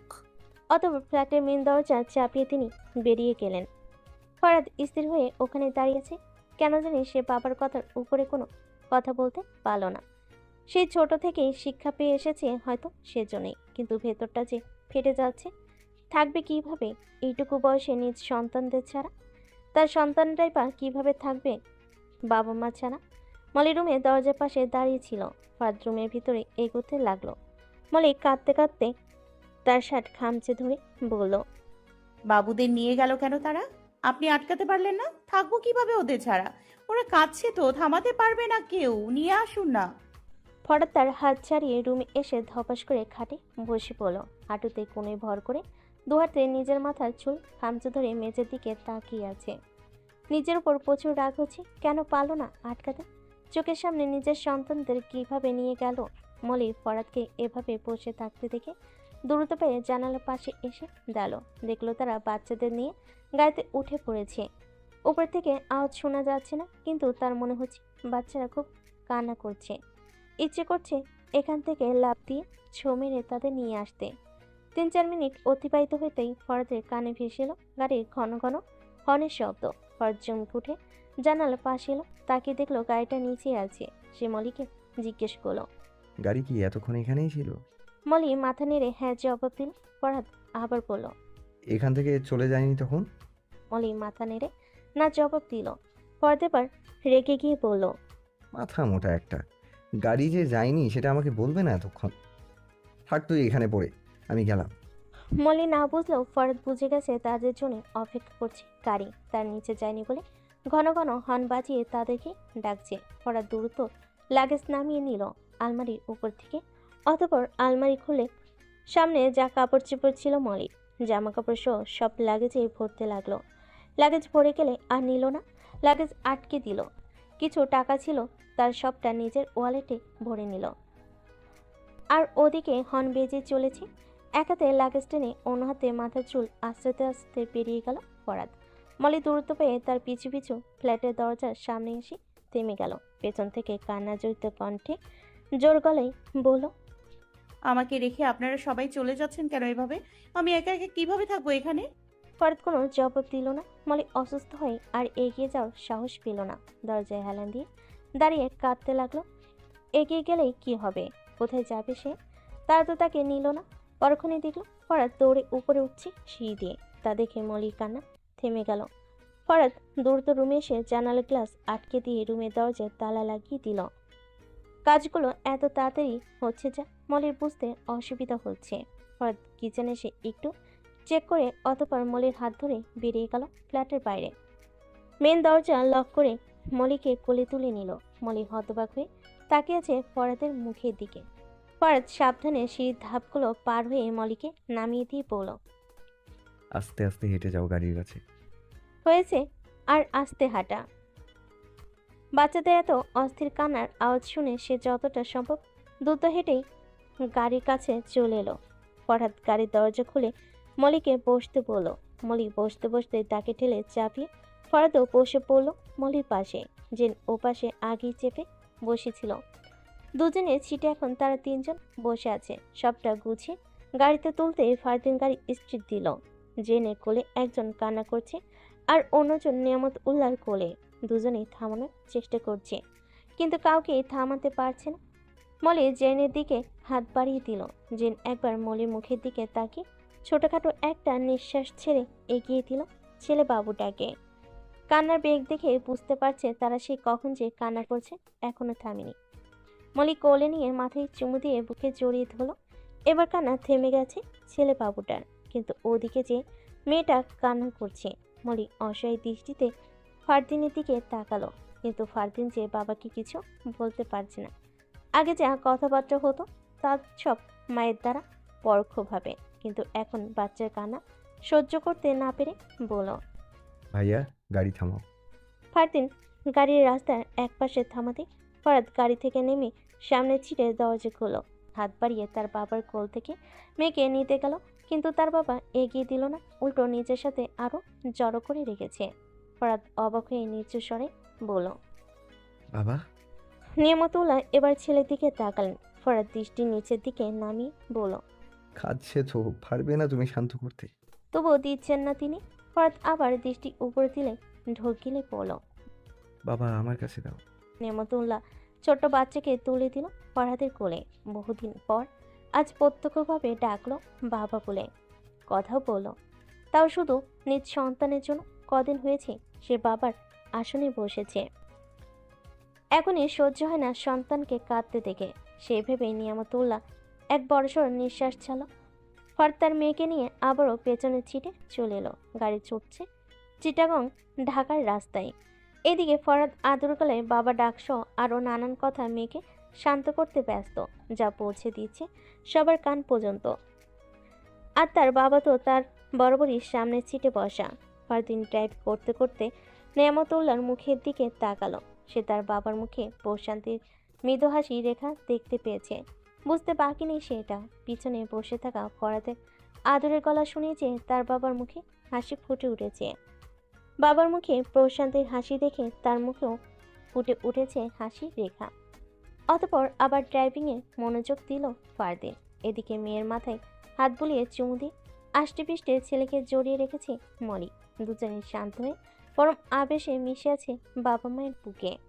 এতক্ষণ কান্না করে যেন অস্থির হয়ে গেছে। উভয়ই শান্ত হতেই মলি এক হাতে তার চোখের পানি মুছে নিল। জেন অপলক তাকিয়ে দেখছে তার পাশে বসে থাকা একক পরিবারকে। সবচেয়ে বেশি নজর কেড়ে নিচ্ছে মলির চেহারা। ভেসে আসে সমুদ্র সমতুল্য মায়া, যে ভুবনে উপস্থিত সৌন্দর্যের পরিপূর্ণতা। ফুটে আছে তার মাঝে মাতৃত্বের ছায়া। কিভাবে সন্তানকে আঁকড়ে ধরে রেখেছে। কে বলবে না একসময় সে বাগানে মালিনী ছিল। সম্পূর্ণ পাল্টে গেছে তার দৈহিক সৌন্দর্য। আজ প্রথম লক্ষ্য করলো মলির চেহারাও যেন অনেকটা ফারদিন ও ফরহাদের মতো। চাচাতো ভাই বোন হলে রক্তের মিল থাকতে পারে, তাই বলে চেহারারও এত মিল না হয় একটু বেমানান নয়। ফরহাদের সাথে মনে হলো তার একেবারে পারফেক্ট জুটি। আগের মালিনী হলে একটু মানাতো না মনে করে সে, কিন্তু এখন বেশ মানাচ্ছে তাকে। মলি একবার তাকিয়েছে জেনির দিকে। পলকহীন তাকিয়ে থাকতে দেখে নিজেই দৃষ্টি সরিয়ে এনেছে। এভাবে তাকিয়ে আছে কেন বুঝতে পারছে না, তবুও সেদিকে তোয়াক্কা করলো না। হঠাৎ এতক্ষণ খেয়াল করলো এটা তাদের গাড়ি। তার মানে ঢাকা থেকে তারা এই গাড়িতে করে এসেছে। এখন সময় 11:30। তারা এসেছে 11টার দিকে। গাড়িতে এখানে আসতেও তো 7-8 ঘন্টা বা তার অধিক সময় লাগবে। তারা রাত 2টো বা 3টার দিকে রওনা দিয়েছে বাসা থেকে। কিন্তু তারা জানলো কিভাবে? নিশ্চয়ই মা জানিয়েছে। কিন্তু বাবাই বা কিছু বললো না কেন? সোজা বাসায় নিয়ে যাওয়ার সিদ্ধান্ত। বাকিটা কি হয় কে জানে। গাড়ির ভেতরেই পরিবেশটা খুব নীরব, বিরতিহীন। ছুটে চলেছে গাড়ি। হঠাৎ তার মেয়ের দিকে তাকিয়ে দেখলো বাবুটা টকবগিয়ে তাকিয়ে আছে বাইরের দিকে। বাইরে থেকে তীব্র গতিতে বাতাস আসছে, সাথে সাথে ধুলাবালিও আসছে একটু আধটু। বাতাস ও ধুলাবালিতে বাচ্চাদের অসুবিধা হতে পারে, তাই গ্লাস লাগিয়ে দিল ফরহাদ। এপাশে গ্লাস লাগাতে দেখে যেন ওর পাশেরটা লাগিয়ে দিল। ফরহাদ আবার মলির কোলে ছেলের দিকে তাকিয়ে দেখল ছেলেটা তার হাত দুটো মুঠ করে নাড়াচ্ছে আর তাকিয়ে আছে ফরহাদের মুখের দিকে। ফরহাদ মুচকি হাসলো তার ছেলেকে এভাবে ঘন ঘন পলক ফেলে তাকাতে দেখে। তার মনে হচ্ছে ছেলেটা তার কোলে আসতে চাইছে। তাই নিজেকে আর দমিয়ে না রেখে এক কোলে মেয়েকে নিয়ে হাত বাড়িয়ে মলির কাছ থেকে অন্য কোলে ছেলেকেও নিয়ে নিল। মলি তার দিকে তাকিয়ে কিছু বলল না। তার এই অভ্যাস মলির মতো পছন্দ না। মাঝে মাঝে হলে মানা যায়, কিন্তু সবসময় একই কাণ্ড ঘটালে কে মানবে? দুজনকেই একসাথে কোলে নিয়ে বসে থাকে। আরও যে কারোর ইচ্ছে হয় সেটার কোনো মূল্য নেই। উভয়ই এখন তার কোলে হিসু কিংবা হাগু করে দিলে মলির চেয়ে খুশি কেউ হতো না। কিন্তু আফসোস, বের হওয়ার আগে জেন তাদের প্যাম্পাস পরিয়ে এনেছে। মলি বাচ্চাদের হাত পা ধরে দেখলো ঠান্ডা হয়ে গেছে, সাথে সাথে কাঁথা আছে। তবুও বাচ্চাদের কম্বল কিংবা মোটা কাঁথার প্রয়োজন। তাই পেছনে ব্যাগ খুঁজলো। হ্যাঁ, তার পেছনে রাখা আছে ব্যাগ। মলি একটু পেছনে ঘোরার চেষ্টা করতে ফরহাদ বলল, কি খোঁজো? কাঁথা নিব, তাদের হাত পা ঠান্ডা হয়ে গেছে। তুমি পারবে না, আমি নিয়ে দিচ্ছি। ধরো ওদের। মলি হাত বাড়িয়ে তাদের নিতে গেলে জেরিন বলল, দাঁড়াও আমি নিয়ে দিচ্ছি। বলতে বলতে সে উঠে ব্যাগ থেকে কাঁথা বের করলো। মলিকে জিজ্ঞেস করলো, আরো কিছু লাগবে? না। একটু পরে ফারদিনের ফোন বেজে উঠল। জিহান কল করেছে। ফারদিন ড্রাইভ করছে, তাই পেছনে জেনের কাছে দিল। জেন বলল, হ্যাঁ আব্বু বলো। তোমরা কখন আসবে? বাবুদের নিয়ে আসছো না কেন? আসছি তো বাবুদের নিয়ে, অনেক দূরে তো তাই সময় লাগবে। বাবু তোমার কোলে? না, বাবুরা তোমার চাচুর কোলে।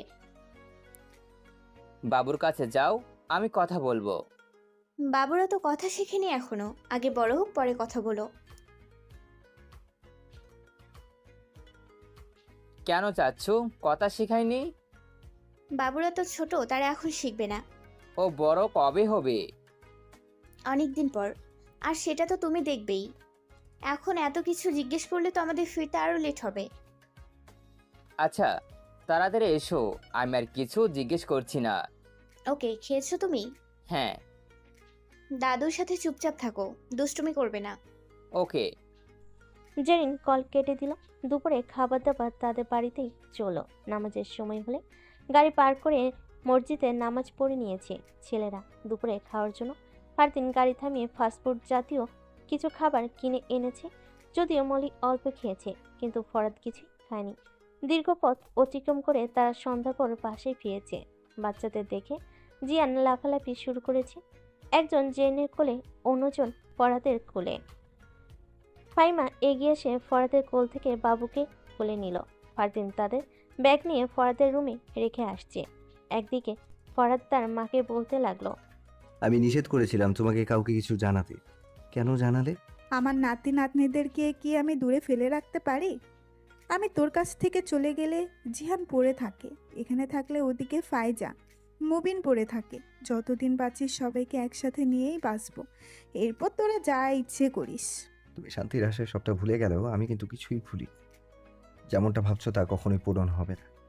এই বাড়িতে তো মানুষের বসবাস নয়, সেটা তোমার অজানা হলেও আমার খুব ভালো করে জানা আছে। গত দিনগুলিতে কোনো কাজের লোকের উপর ঝড় গিয়েছে, কোনো মনোমালিন্য হলে আজ আমার বউ বাচ্চার উপর সেই ঝড় যাবে। মলির অবস্থান যে এই পরিবারে কীরূপ হবে তা আমার খুব ভালো করে জানা আছে। তোমাকে নিয়ে আমি খুব ভয়ে থাকি, তার উপর তাদের এখানে কিভাবে রাখি? জেন মুখটা মলিন করে চুপচাপ দাঁড়িয়ে আছে। মলিও শুধু দাঁড়িয়ে দাঁড়িয়ে ফরাদের কথা শুনছে। কথার ফাঁকে ফরাদ জেনের হাত থেকে তার সন্তান নিয়ে নিয়েছে।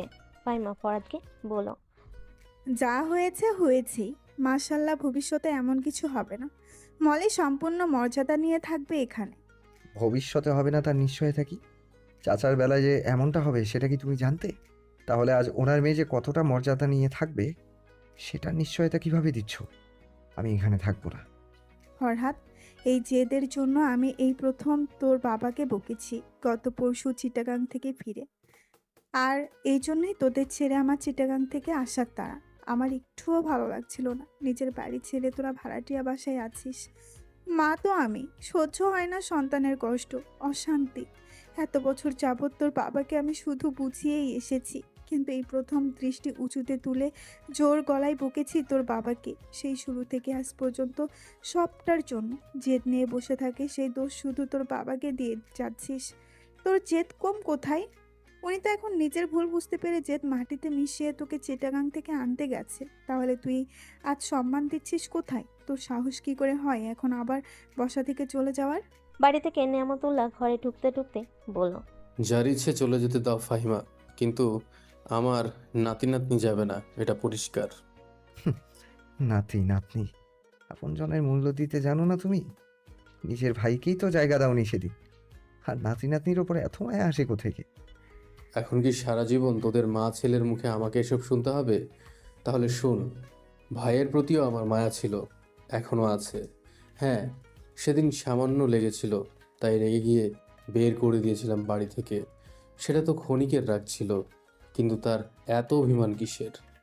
আমার কথায় চলে গেল সেদিন, পারল না নিজ দাবি আদায় করে নিজ বাড়িতে থাকতে। দ্বিতীয়বার কেন ফিরে এলো না বাড়িতে? কেন একবার নিজের ভুল স্বীকার করে ক্ষমা চাইল না? আমি তো তার অপেক্ষায় ছিলাম। সেদিন থেকে আজও আমি অপেক্ষায় আছি। সে আসবে, আমার ভাই বলে ডাক দিবে, আর বাড়িতে এসে আবার বসতো গড়ে তুলবে। কিন্তু আমার অপেক্ষা যে আর অবসান ঘটল না। আমার ছেলে তার সন্ধান পেয়েও আমাকে তার মৃত্যুর সংবাদটাও দিল না। আজ এতদিন পর আমাকে জানতে হলো আমার ভাইয়ের মেয়েকে লুকিয়ে বিয়ে করেছে, আর ভাই নেই পৃথিবীতে। বাহ, কি চমৎকার বললে! বাড়ি থেকে বের করে দিয়েছো তুমি, আর চাচা সেই আশ্রয়ে চাইবে তোমার কাছে? দ্বিতীয়বার তোমার দুয়ারে এসে দাঁড়াবে, মুখ নিয়ে দাঁড়াবে, সে কায়দা রেখেছো তুমি? সরাসরি তো বলে দিয়েছো বাড়িতে জায়গা হবে না, তাহলে কোন আশা নিয়ে ফিরবে? আশায় থেকেছো অথচ খোঁজ নাওনি ভাই কোথায় আছে, কি অবস্থায় আছে। তোমার সম্মানের কথা ভেবেছো তুমি, আর তাড়িয়ে দিয়েছো চাচাকে। আর চাচা নিজের সম্মান দেখেনি, দেখেছে জীবনকে। জীবন গুছিয়ে নিতে ঠাঁই নিয়েছে বস্তিতে। এত কিছু থাকতেও জীবনটাকে শেষ করে দিয়েছে সংসারের ঘানি টানতে টানতে। ধন সম্পদ থাকতেও দিনের পর দিন ভুগতে হয়েছে ব্যাধিতে। চিকিৎসার টাকা জোগাড় করতে ছেলে মেয়ে উভয় নেমে আচ্ছা চিকিৎসার টাকা জোগাড় করতে ছেলে মেয়ে উভয় নেমে গেছে উপার্জন করতে। বিয়ে করেছি মায়ের ইচ্ছে ছিল বলে, সবটা জেনে একটু সাহায্য করতে চেয়েছিলাম আমি, সেটাও হতে দিল না তোমার জল্লাদ ছেলে আর ছেলের বউ। চাচার অপারেশনের জন্য টাকা দিয়েছিলাম তার কাছে, সেখানে চোরের অপবাদ দিয়ে হাত পুড়িয়ে দিয়েছে তারা। ওরা কি জানতো টাকা তুই রেখে গিয়েছিস? জানতো না যখন, সবটা না জেনে এত বড় জঘন্য কাজ কিভাবে করতে পারলো? তাদের ঘর থেকে কি টাকা নিয়েছিল? হতেও তো পারতো সেটা তার উপার্জনের টাকা। ফরহাদ, ও তখন এমন কিছুই বলেনি। বিয়ের কথা তো জানতামই না। তাছাড়া এটাও জানতাম না ও তোমার চাচাতো বোন। তাই আমরা ভেবে নিয়েছি। কেন, সে বলেছিল না যে সে টাকা চুরি করেনি? শুনেছিলে তোমরা তার কথা? এত বেশি ভাবতে পারো কিভাবে? চোর হলেই তাকে এইভাবে শাস্তি দেবে? দেশে আইন বলতে কিছু নেই? আল্লাহর দৃষ্টিকে দগ্ধ করার স্পর্ধা কিভাবে হয় তোমাদের? আরে চোরও তো চুরি করে তাদের পেটের দায়ে, সেটা কি বুঝো তোমরা? আর সে তো একজন সাধারণ মালিনী হিসেবেই ছিল তোমাদের বাড়িতে। দেখিনি কতটা নিচু চোখে দেখেছো, কতটা লাঞ্ছিত হয়েছে তোমাদের দ্বারা? ভুলিনি কিছু। কিভাবে দাওয়াত করেছিলে জিহানের জন্মদিনে, মনে নেই? আর এই বোকা মেয়ে শুধু মায়ের মুখ চেয়ে এসেছে সেই দাওয়াতে। ও বুঝে সবটা সহ্য করে মেনে নিয়েছে। ভবিষ্যতে তাদের নিয়ে এমন ঝুঁকি আমি নিতে রাজি না। ভালো আছি আমি আমার দিকে। সবাই দাঁড়িয়ে দাঁড়িয়ে শুনছে তাদের কথা। নিজের মান সম্মান ভেবে যা করেছিল সবটা আজ ভুলে দাঁড়িয়েছে নেয়ামত উল্লাহর চোখের সামনে। ছেলের কথা তো একটাও ফেলে দেওয়ার মতো না। তা তো উচিত ছিল এভাবে জেদ নিয়ে বসে না থেকে ভাইকে খুঁজে নিয়ে আসা। মনটা এতটা পাষাণ কিভাবে হয়েছিল? এভাবে আসে আসে কেন দিন পার হলো? আশেই থাকতে থাকতে যে আজ ভাইয়ের জানা যাওয়ার অংশ নেওয়া হলো না। ভাবতে ভাবতে স্থির হয়ে গেছে নেয়ামত উল্লাহ। ফরদ মলির কাছে তার কোলে বাচ্চাকে দিয়ে বলল, ধরো ওকে, আমি ব্যাগ নিয়ে আসছি, তোমাদের বাসায় যাব। আজ রাত কাটিয়ে কাল চিটাগাং ফিরব। ফারহাদ, কোথাও নিয়ে যাবি না তুই। ভাইকে তো পারিনি, তার পরিবারকে ফিরিয়ে আনবো আমি। তুমি বলবে আর তার পরিবার হুড় করে চলে আসবে? সবসময় এমন কেন ভাবো? শুধু তোমার ভাবনাই ঠিক? একটু সেটার মূলে গিয়ে ভাবতে পারো না কেন? কিসের আশা আসবে তারা এখানে? তাদের ফিরিয়ে আনবে, আর যে দিনগুলো তারা বার করে এসেছে সেগুলোকে ফিরিয়ে আনবে না? সেই কঠিন মুহূর্তগুলো সম্মুখীন হয়ে তাদের পাশে দাঁড়াবে না? ফাহিমা, তোমার ছেলেকে এসব কি বলে যাচ্ছে? থামতে বলো তাকে। হারিয়ে যাওয়া দিন কি কখনো ফিরে আনানো সম্ভব? সেগুলো ভেবে কি আমি আগামী দিনগুলো সুন্দর করার চেষ্টা করব না? যেটা যথেষ্ট সেটা পূরণ করতে আমাকে কি একবার সুযোগ দেওয়া হবে না? ফরদ আর কোনো কথা বলল না। ফাহিমা তার ছেলের দিকে তাকালো শুধু, তিনিও কিছু বললেন না। আর বাকিরাও শুধু শ্রোতা। সুতরাং সবাই এখন নীরব। নেয়ামতুল্লাহ মলির কাছে এগিয়ে এসে বলেন, তোর বাবার কাছে তো আমার অভিমান ভাঙানোর সুযোগ পেলাম না। কিরে মা, তোরা মাফ করবি না আমাকে? আঙ্কেল কি বলছেন এসব? এসব বলবেন না, আপনি গুরুজন। মানায় না আপনাকে এসব কিছু। তিনি প্রথমে মলির কোলে থাকা বাচ্চার মাথায় হাত বুলিয়ে পরক্ষণে মলির মাথায় হাত বুলিয়ে বলেন, থাকবি না এই বাড়িতে? এটা তোর শ্বশুর বাড়ি না, এটা তোর বাবার বাড়িও। থাকবি না? এর জবাব নেই মলির কাছে, কেননা ফরাদের বিপরীতে সে কোনো সিদ্ধান্ত নিতে পারে না। তাই সে ছলো ছলো চোখে ফরাদের দিকে তাকালো। ফরাদ কি বলবে সে নিজেও জানে না। এদিকে ফাহিমার কোলে থাকা বাবুটা ফরাদকে দেখে কান্না শুরু করেছে। ফরাদ তাকে কোলে নিয়ে দোতলায় চলে যেতে লাগলো। ফাহিমাও তাকে বুঝিয়ে সুঝিয়ে রাজি করলো এখানে থাকবে তারা। এদিকে রুম পরিষ্কারই দেখা যাচ্ছে।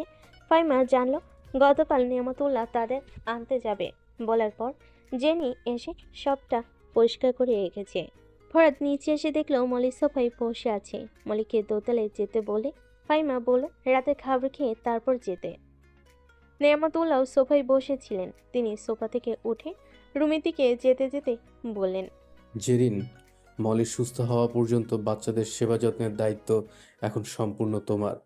সাথে মলিরও দেখাশোনাও। তোমার আম্মা তো আবার বারবার সিঁড়ি বেয়ে দোতলা একতলা করতে পারবে না। কোনো প্রয়োজন নেই। ওদের সেবা যত্ন করতে গিয়ে উল্টো ক্ষতি করার চেষ্টা করবে। তার চেয়ে ভালো আমি যতটুকু পারবো করবো, বাকিটা মলি সামলাবে। ফরহাদ, বারবার তুমি জেরিনকে দোষারোপ করছো কেন? সেদিন মাও কথা শুনিয়েছে তাকে, আর তার আগে তুমিও এসে উল্টাপাল্টা বলে গেছো যে সে নাকি বাড়ির বউ হওয়ার যোগ্য না। হ্যাঁ, সে চেয়েছিল তোমার সাথে জেনিফার বিয়ে দিতে, কিন্তু এখন তো আর সেটা চাইছে না, কেননা এখন সে জানে তুমি বিবাহিত। তুষারও ওকে একা করতে যাব কেন? তুমি বা কম কিসে? তোমরা সবাই একজোটে বেঁধে আছো, কারো ভালো দেখতে পারো না, কুনজর পড়ে যায় তোমাদের। তুমি কি ঝগড়া বাঁধানোর চেষ্টা করছো? তো সেই সুযোগটাই খুঁজে বেড়াচ্ছ। আমি না হয় একটু সুযোগ করেই দিলাম। আমি মোটেও তেমন কিছু চাইছি না। এমনটা হলে কখনোই বাবার সাথে তোমাকে আনতে চিটাগং যেতাম না। বাবা বললে নিষেধ করতে পারবে নাকি? বাবা বলেছে বিধায় গিয়েছো। বাবা, ফরহাদ কি চাইছে? ও সবার সাথে এমন ব্যবহার শুরু করেছে কেন? আমি কারোর সাথে কোনো দ্বন্দ্ব চাই না বাবা। তুমি যেভাবে বলবে আমি সেভাবেই চলবো, কিন্তু কারো কটু কথা আমি শুনতে চাই না।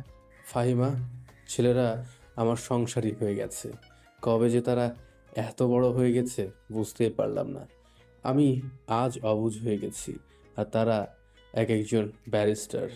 কোথায় যাচ্ছিল ভাইয়ের সংসার এনে বাড়িতে তুলবো, অথচ এখন দেখছি নিজের ছেলেরাই পৃথক হয়ে যাচ্ছে। এদিকে মলির খুব রাগ হচ্ছে ফরহাদের উপর। সবে যখন মিল চাইছে তাহলে সে এতটা আঁকাবাঁকা পথে চলছে কেন? ফারদিন তার বাবার কথার প্রসঙ্গে বলল, বাবা, আমিও তোমার ইচ্ছা অনুযায়ী একত্রিত হয়েই থাকতে চাইছি, কিন্তু ফরহাদ কেন এমন করছে? হ্যাঁ, মানছি একটু বেআইনি কাজ করেছি, এখন তো সবটা শুধরে নিতে চাইছি। জেরিন এতদিন কাজকর্মে পিছিয়ে থাকতো, কিন্তু পরশুদিন তো মা পরিষ্কারই বলে দিয়েছে বাড়িতে থাকতে হলে তাকে আদর্শ বউ হয়ে থাকতে হবে। সেটাও সে মেনে নিয়েছে। তাহলে তো সব কিছু ঠিকঠাক চলার কথা। এখানে ফরহাদ কেন অমত পোষণ করছে? ফরহাদ এতক্ষণ বুঝতে পারলো তার মা একটু কড়া আয়ত্তে এসেছে। তাহলে এত বছর তো ছেলের বউকে মাথায় তুলে রেখেছে আর নিজে খেটেছে সংসার পিছু। এজন্যই তাহলে জেনের এত ভালো আচরণ লক্ষ্য করা যাচ্ছে, যেটা মলিও বুঝতে পেরেছে। ফাইমার যে শান্তির আশা করত তা পূরণ হতে যাচ্ছে, কিন্তু ফরহাদের আচরণে সবই একটু নারাজ। তাই এবার নিয়ামতুল্লাহ ফরহাদকে স্পষ্টভাবে জিজ্ঞেস করলো, ফরহাদ, আমি আবারও বলছি, আমি কোনো ঝামেলা চাই না। পরিষ্কার বলো তুমি কি চাও। বেশি কিছু না, সবাই যেন নিজস্ব অবস্থানে থাকে আর কখনো লিমিট ক্রস না করে।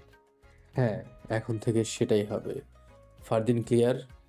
ফরহাদ মাথা নেড়ে হ্যাঁ জবাব দিল। নিয়ামতুল্লাহ প্রশান্তির নিঃশ্বাস ফেলে বলল, সারাদিন ভ্রমণ করেছো, এবার সবাই ফ্রেশ হও। মা কিছু রান্না করতে হবে? না, রান্না করেছি আমি। হাত মুখ ধুয়ে এসো, খাওয়া দাওয়া করে গিয়ে ঘুমিয়ে থাকো। গত রাতে ঘুম হয়নি কারো। জেন চলে গেল তার রুমে। ফাইমা মলির কাছ থেকে বাবুকে নিয়ে বলল তাকে হাত মুখ ধুয়ে নিতে। মলি নিচে বাথরুম থেকে ফ্রেশ হয়ে আবার সোফায় এসে বসল। ফরহাদ তার কোলে বাচ্চাকে দিয়ে নিজেও ফ্রেশ হতে গেল। এদিকে চাচি আর দাদির কাছে বসে জিয়ান বাবুদের সাথে দুষ্টামি করছে। ফাইমা মলিকে বলল, জেরিনকে দেখে অবাক হচ্ছিস না? সেটা তো হচ্ছেই। কাজ না করলে বাড়িতে জায়গা হবে না, সেই ভয়ে। চিটাগাং থেকে ফিরে মনে সাহস হয়েছে খুব। দুটানা আর ভালো লাগছিল না, তাই তোর আঙ্কেলকে বকেছি সংঘটিত ঘটনাগুলোর জন্য, সাথে জেরিন ফারদিনকেও বকেছি তাদের কর্মের জন্য। জেরিন তো কান্নাকাটি করে একাকার, এরপর নিজেই ঠান্ডা হয়ে আবার বুঝিয়েছি তাকে। আমার বিশ্বাস সেদিন একটা কথা হয়তো আমি স্পষ্ট বুঝাতে পেরেছি তাকে। বলেছিলাম, কিসের অহংকার তোমার রূপের? তাহলে জেনে রাখো, সেদিন বেশি দূরে নয় যেদিন তোমার রূপ পচে গলে মাটির সাথে মিশে যাবে, এমনকি কঙ্কাল হয়ে হাড়ের জোড়াও লেগে থাকবে না একে অপরের সাথে, চিরতরে বিলীন হয়ে যাবে সবটা। তাহলে অযথা অহংকার কেন? মরণ আসবে না তোমার? বিবেকহীন না তুমি? কথা বুঝতে চেষ্টা করো এবং এসব ছেড়ে আল্লাহর পথে চলো। দেখে নিও, আখিরাতে খুব ভালো পুরস্কার পেয়ে যাবে তুমি। দুনিয়ার জীবন আর কয়দিন? মনি মুগ্ধ হয়ে শুনল ফাইমার কথা। শুধু শুনলই না, নিজের মতো গেঁথে নিল কথাগুলো। হুট করে জিহান বলে উঠল, চাচ্ছু, বাবুরা কথা বলে না কেন? বাবুরা তো তোমার মতো বড় হয়নি, আস্তে আস্তে বড় হবে, তারপর কথা বলা শিখবে। আমাকে তখন ভাইয়া ডাকবে? হ্যাঁ, আমি কি ডাকবো? তুমি নাম ধরেই ডাকবে। আচ্ছা। জেন টেবিলে খাবার দিয়ে ডাকলো তাদের। নেমতুল্লাহ ও ফারদিন টেবিলের কাছে এসে বসলো। ফারদিন এসে তার মায়ের পাশে বসলো। ফাহিমা বলল, খেতে যাস না কেন? ওদের আমার কাছে দিয়ে মলিকে নিয়ে যাও তুমি, আমি পরে খাবো। এত রাগ করলে কিভাবে হবে? সবটা সহজভাবে মেনে নিচ্ছিস না কেন তুই? রাগ করছি কোথায়? আমি স্বাভাবিকভাবেই আছি। যাও তোমরা। আপনি আগে খেয়ে আসুন। সেই সকালে একটু খাবার মুখে দিয়েছেন, আর কিছু খাননি। আপনি খেয়ে এলে ওদেরকে আপনার কাছে রেখে আমি বড় মার সাথে খাবো। ফরহাদ আর কিছু না বলে জিহানকে সাথে নিয়ে উঠে গেল টেবিলের কাছে। জেন দাঁড়িয়ে সার্ভ করে দিচ্ছে আর তারা খাচ্ছে। খাওয়ার সময় তাদের বাবা ছেলের মাঝে একটু আধটু কথা হলো মলির পরিবার নিয়ে। অতপর ফরহাদের কাছে বাবুদের রেখে তারা তিনজন খেয়ে নিল। কিন্তু বাবুরা মহাপাজি নেমতুল্লাহ ও ফারদিন দুজনে একটু খুলে রাখার চেষ্টা করলো, কিন্তু এক মুহূর্তের জন্য থাকতে রাজি না। কান্না করে মহাপলয় সৃষ্টি করে ফেলে। সে ভয়ে সবাই দূরে। নতুন পরিবেশ তাদের জন্য সম্পূর্ণ বেমানান। সারাদিনে এমনিতেই অন্যদিনের মতো তেমন একটা ঘুম হয়নি। এখন রাতও নির্ঘুম। একটু পরপরই জেগে ওঠে আর রোল তুলে কান্নার। ফাইমাস তাদের কাছে থাকতে চাইল, শুধু শুধু রাত জাগবে তাই ফারদিন নিষেধ করলো। তাছাড়া মলি এখন সেদিনের মতো অতটা অসুস্থ না, একটু আধটু হাঁটাহাঁটি করতে পারবে বাচ্চাদের নিয়ে। দুই বাচ্চা নিয়ে তাদের বাবা মায়ের অর্ধেক রাত ঘুমিয়ে কাটলো, বাকিটা নির্ঘুম। সকালে ঘুম থেকে উঠে নিচতলার সব কাজকর্ম সেরে জেন দোতলায় এলো।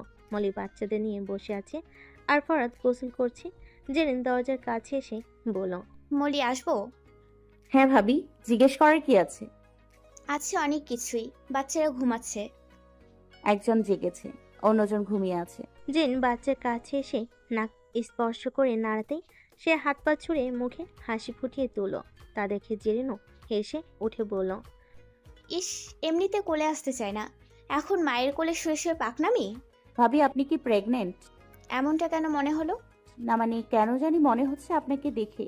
তাছাড়া কাল রাতে আমার সাথে দোতলায় আসার আগে ভাইয়া বলেছিল না আপনাকে সাবধানে চলাফেরা করতে, তাই একটু বেশি মনে হলো আর কি। মনে হলে মনেই থাকুক, কেউ যাতে না জানে। কেন? জানলে কি হবে? তেমন কিছু না, আমি শিওর না এখনো, তাই আর কি। ও আচ্ছা, তাহলে ডক্টরের কাছে গেলেই হয়। যাব। জেন যে লুকাতে চাইছে বিষয়টা, সেটা মলির কাছে সহজে ধরা পড়ে গেছে। কেননা শিওর না হলেও তো আর ফারদিন তাকে এভাবে সাবধান করে দিত না। ফারদিনের নির্দেশগুলো তখন কেমন যেন চুপি চুপি ছিল।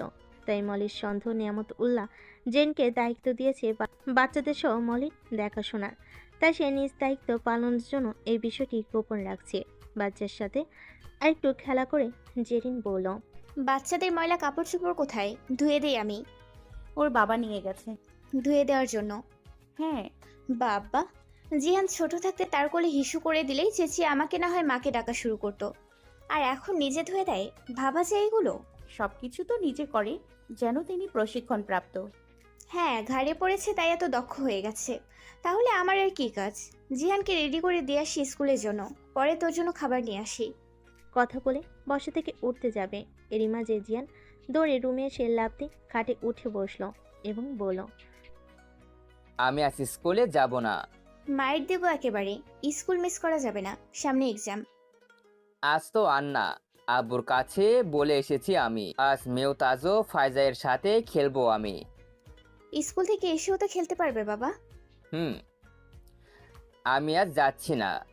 আম্মু, তুমি একবারও বলবে না? একবার বললে আমি দুবার স্কুল মিস দিব। বাবা, কি কথাই না শিখে যাচ্ছ আজকাল বাবার কাছ থেকে। চিন্তা করো না, আমিও তোমার বাবাকে সহ স্কুলে ভর্তি করে দিব। ওয়াও, তাহলে তো আরো বেশি মজা হবে। আব্বু আর আমি এক ক্লাসে পড়বো। মলি হাসলো তাদের কথা শুনে। পরক্ষণেই ফরাদ বেরিয়ে এলো বাথরুম থেকে, হাতে কাপড়ের বালতি।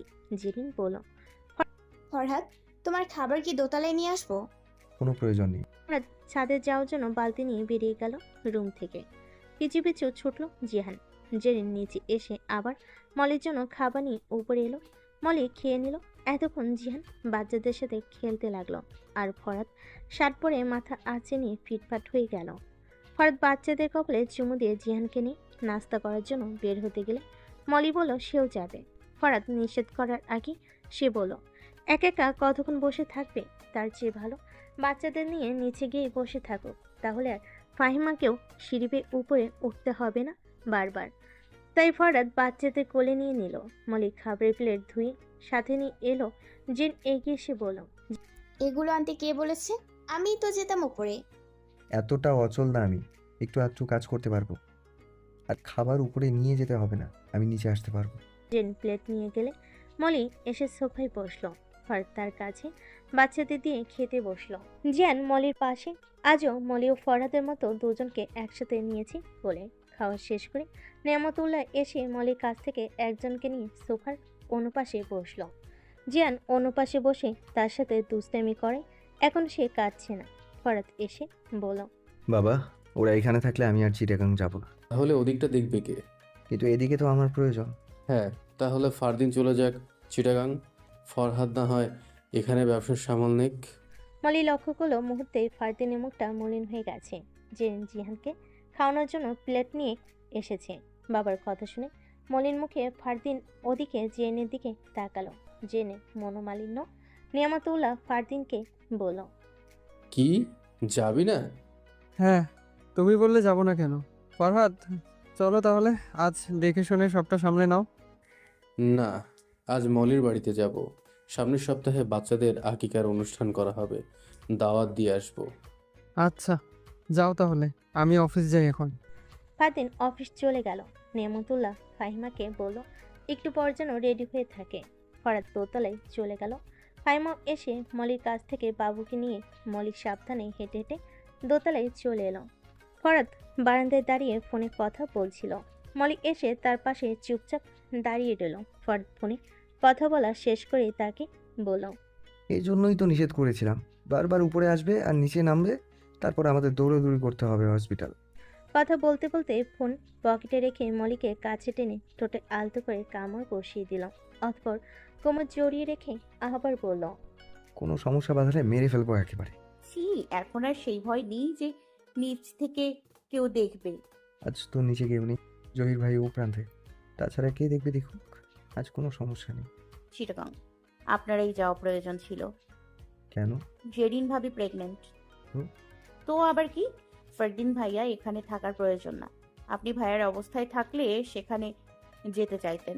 আমারও তো ছোট ছোট দুইটা বাচ্চা আছে, ভাইয়ার যেখানে কোনো সমস্যা হচ্ছে না, তোমার এত সমস্যা কোথায়? সহ্য হচ্ছে না নাকি আমাকে? ফরহাদ বিরক্তি নিয়ে তাকে ছেড়ে দিয়ে তার কাছ থেকে সরে যাওয়ার আগে মলি তাকে দুহাতে জড়িয়ে ধরল। তার বুকে মাথা রেখে বলতে লাগলো, আপনি যে একটু স্বার্থপর হয়ে গেছেন সেটা কি ভেবে দেখেছেন একবারও? বেশি রাগে ভুলেই যাচ্ছেন আপনি। আপনি হিংসা করছেন ফারদিন ভাইয়ার সাথে। আপনি তো একটু হলেও অভ্যস্ত দূরে থেকে, কিন্তু উনি তো ওনার বউ বাচ্চা ছেড়ে দূরে থেকে অভ্যস্ত না। তার উপর ভাবি প্রেগনেন্ট। আপনি হয়তো লক্ষ্য করেননি, কিন্তু আমি দেখেছি আঙ্কেল যখন বলেছে তাদের উভয়ের মুখ মলিন হয়ে গেছে।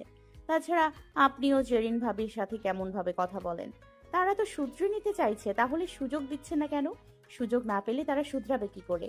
আমিও আমার সন্তানদের ছাড়া দূরে থেকে অভ্যস্ত না। এখন আমার যে বাচ্চা আছে, তাদের কাছে আমার প্রয়োজন নেই? হ্যাঁ আছে কিন্তু। ফরহাদ মলিকে জোরপূর্বক ছাড়িয়ে রুমে চলে যেতে লাগলো। তার কথায় যেন কোনো গুরুত্ব দিল না। তার কি মূল্য নেই ফরহাদের কাছে?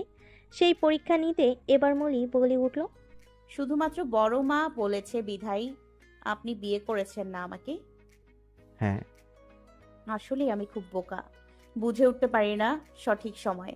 আমি তো ভেবেছিলাম আপনি আমাকে ভালোবাসেন বলে বিয়ে করেছেন, কিন্তু এদিকে বড় মাকে কথা দিয়েছে বলেই যে আপনি বিয়ে করেছেন সেটা তো আমার সম্পূর্ণ অজানা। আপনার কাছে যে আমার কোনো মূল্য নেই সেটা তো অনেক আগেই কৌশলে বারবার আপনি বুঝিয়ে দিয়েছেন, তবু আমি বুঝে উঠতে পারিনি। হ্যাঁ জানি তো, এখনো বলবেন আমি 2 লাইন বেশি বুঝি সব সময়। তবুও বলবো, আপনি আমাকে সবার কাছে এত মর্যাদায় রাখতে চাইছেন কেন? আপনার কাছেই তো আমার কোনো মূল্য নেই, কোনো প্রয়োজন ছিল না তো এসবের। আমি আমার অবস্থানে খুব ভালো ছিলাম, প্রয়োজন ছিল না আমার অতিরিক্ত মর্যাদা আর সম্মানের। বস্তিতে ওই ছোট ঘরখানা দেখেছিলেন না, অভাব থাকলেও সেখানে রয়ে গেছে লাখো সুখের মুহূর্ত, যেটা আপনার পরিবারে নেই। সেই ঘরখানায় সবাই সবাইকে মূল্য দিতে জানে, আপনারা সেটা জানেন না। বড় মা ভুল বলেনি তো। আপনি আঙ্কেল থেকে কম কিসে? আপনারা না একটু পর আমাদের বাড়িতে যাবেন, দয়া করে আমাকে রেখে আসবেন। আমি সাথে কিছু নিয়ে যাব না, আপনার সন্তানদের আপনার কাছেই রেখে যাব। আপনার অর্থ সম্পদও কিছু নিয়ে যাব না। খালি হাতে এসেছি, খালি হাতেই নিজ গন্তব্যে পৌঁছাবো। আপনাকে আমি সবসময় সহ্য করতে পারি, কিন্তু আপনি আমাকে কখনোই সহ্য করতে পারেন না। শুধুমাত্র বড় মার কথা রাখার জন্য আমাকে হজম করে যাচ্ছেন। এজন্যই তো আমার কথার কোনো মূল্য নেই, আর আমি সেটা বুঝতেই পারিনি এতদিন। হ্যাঁ, এখন খুব ভালো বুঝে গেছিস। আর আমার ফিলিংস, কেয়ারনেস সব ভুলে গেছিস। মা কথা দিয়েছিল বলে সন্ধান বের করেছি আমি। কিন্তু মা কি আমার বিয়ের দিন তারিখ ঠিক করে দিয়েছিল? বিয়ে আমি নিজের ইচ্ছায় করেছি, শুধু মায়ের অনুমতিটা প্রয়োজন ছিল। সেই দিন ভুলে গেলি কিভাবে? আমার সব কাজকর্ম ফেলে রেখে আমি ছুটে আসি তোর কাছে, আর আজ আমার ভালোবাসার উপর আঙ্গুল উঠে দিনরাত আমাকে প্রেসারে ফেলে তবে না শান্তি হয় তোর। সব সময় আমার উপর শুধু রেগে যাওয়া আর বকাঝকা যেন ওনার স্বভাব হয়ে গেছে। সবাই তো চায় একটু সুখ, শান্তি আর স্বাধীনতা। কিসের আশায় থাকবো আমি এখানে? হোক না সন্তানদের জন্য একটু কষ্ট। কোনো একজনের আত্মাকে তো শান্ত করে রেখে যেতে পারবো। আর ওনাকে রেগে কথা বলতে হবে না, কাউকে বকাঝকাও করতে হবে না। কেউ আসবেও না ওনার মুখ থেকে একটু ভালোভাবে কথা শুনতে। খুব বেশি সুখ জুটে গেছে আমার কপালে, যার যোগ্য আমি না। মলি বিড়বিড় করতে করতে চোখ মুছে নিল। ফরহাদ বুঝতে পেরেছে মলি আজ সিরিয়াস হয়ে কথাগুলো বলেছে। মলি নিচে যাওয়ার জন্য বারান্দা ছেড়ে রুমের দিকে যেতেই ফরহাদ পথ আটকে সামনে দাঁড়িয়ে বলল, বাড়ি থেকে চলে গেলে কিন্তু দ্বিতীয়বার প্রবেশ করতে পারবে না এই বাড়িতে। কিসের আশায় দ্বিতীয়বার ফিরবো? নিজের ভাগ্যে যে সর্বদা দুর্গতি লেখা সেটা অজানা নয়। নিচের দিকে দৃষ্টি রেখে কথাটা বলে অন্য পাশ দিয়ে চলে যেতে নিলে ফরহাদ ওদিকে চেপে পথ আটকে বলল, ভালোবাসি তো। খুব দেখা হয়ে গেছে। ভালোবাসা দেখা যায় না, অনুভব করতে হয়। দেখাও যায়, অনুভবও করা যায়। আর সবটার সাথেই আমি পরিচিত হয়ে গেছি। বুঝছো আমার ভালোবাসা? তাহলে চলে যাচ্ছ কেন? মলি তার কোনো কথার উত্তর না দিয়ে পাশ কাটিয়ে চলে যেতে নিল। ফরহাদ ওদিকে চেপে পথ আটকে বলল, যেতে পারবে না তুমি, বাচ্চাদের তার মাকে প্রয়োজন। মলি কান্না বেড়ে যাচ্ছে, সে ধাঁধালো কণ্ঠে বলল, বাচ্চারা আস্তে আস্তে মানিয়ে নেবে, একসময় অভ্যস্ত হয়ে যাবে।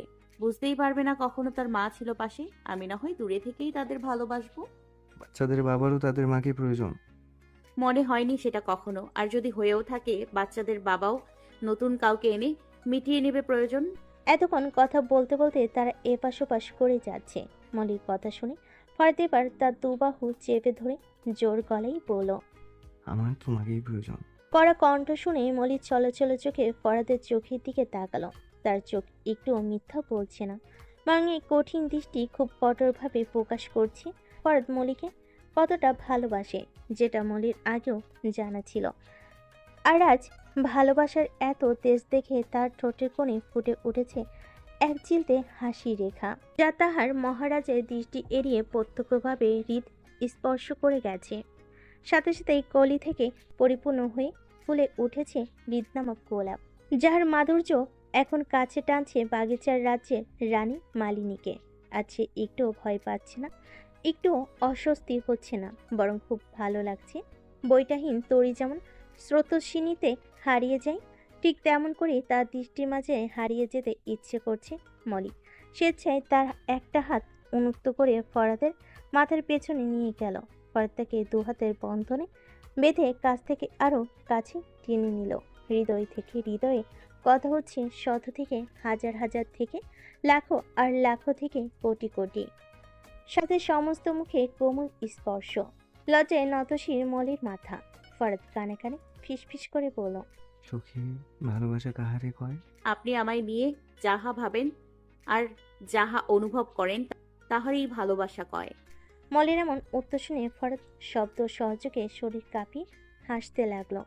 মলি লজ্জায় তাকে ধাক্কা দিয়ে সরি বারান্দার দিকে যেতে যেতে বলল, ইস, নির্লজ্জ কোথাকার। নিচে গিয়ে দেখুন, আপনার ছেলে মেয়ে হয়তো রোল তুলে ঘর কাঁপাচ্ছে।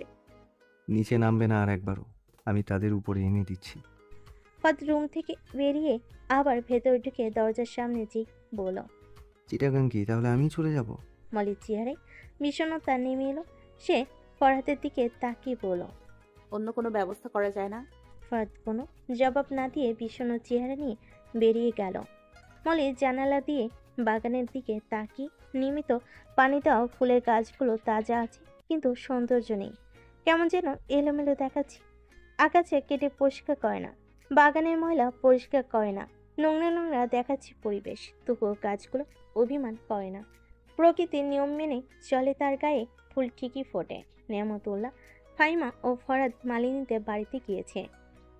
মলির মা মুহিতকে জানিয়ে দিয়েছে ফরহাদের পরিবারের সাথে তাদের সম্পর্ক। মলি কল করে আগে জানিয়ে দিয়েছে তারা আজ যাবে। মলি পরিবারকে নেমাতুল্লাহ আহ্বান করেছেন তাদের বাড়িতে আসার জন্য, কিন্তু মুহিত রাজি না। অতঃপর তার বাচ্চাদের আকিকার অনুষ্ঠানে দাওয়াত দিলেন, যেটা মুহিত গ্রহণ করেছে। বাচ্চাদের তারা দেখেছে ফোনে ভিডিও কলে, কিন্তু সরাসরি দেখা এবং কোলে নেওয়ার সুযোগ এখনো আসেনি। রাতে খাওয়া দাওয়ার সময় গতকালের মতো ফারদিন, জিয়ান ও নেয়ামত উল্লাহ একসাথে বসেছে। মলি সারাদিন রুমেই ছিল, এখন নিস্তলে নেমে এসেছে। ফাহিমা ও মলি দুজনকে নিয়ে হাঁটছে। খেতে খেতে ফরাদ তার বাবাকে বলল, বাবা ভাইয়াও যেতে পারবে না চিটাগাং, আমিও যেতে পারবো না, তাহলে অন্য ব্যবস্থা করো। নেয়ামতুল্লাহ ও ফারদিন উভয়ই ফরহাদের দিকে তাকালো। ফারদিন চমকে বলল, আমি নিষেধ করলাম কখন?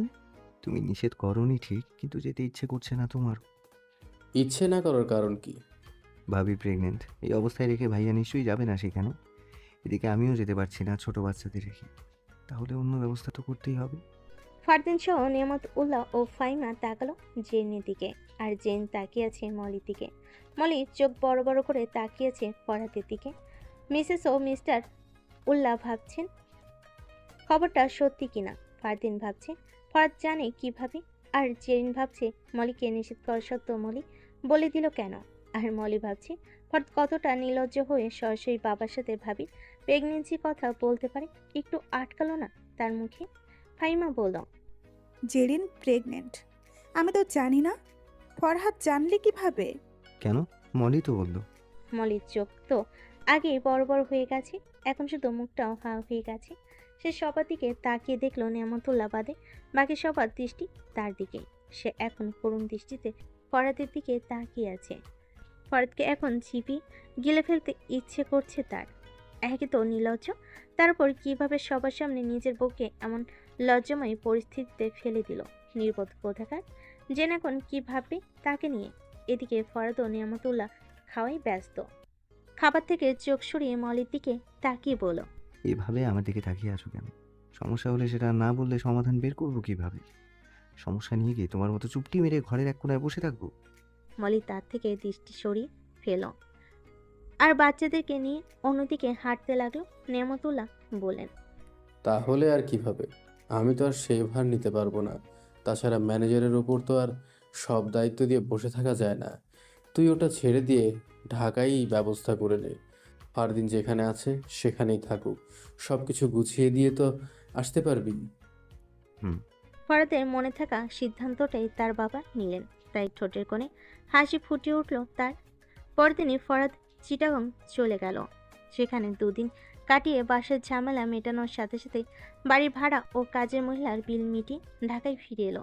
বিজনেস পার্টনার দীর্ঘদিনের পরিচিত হয়ে অবসান ঘটাতে তেমন একটা ঝামেলা হয়নি।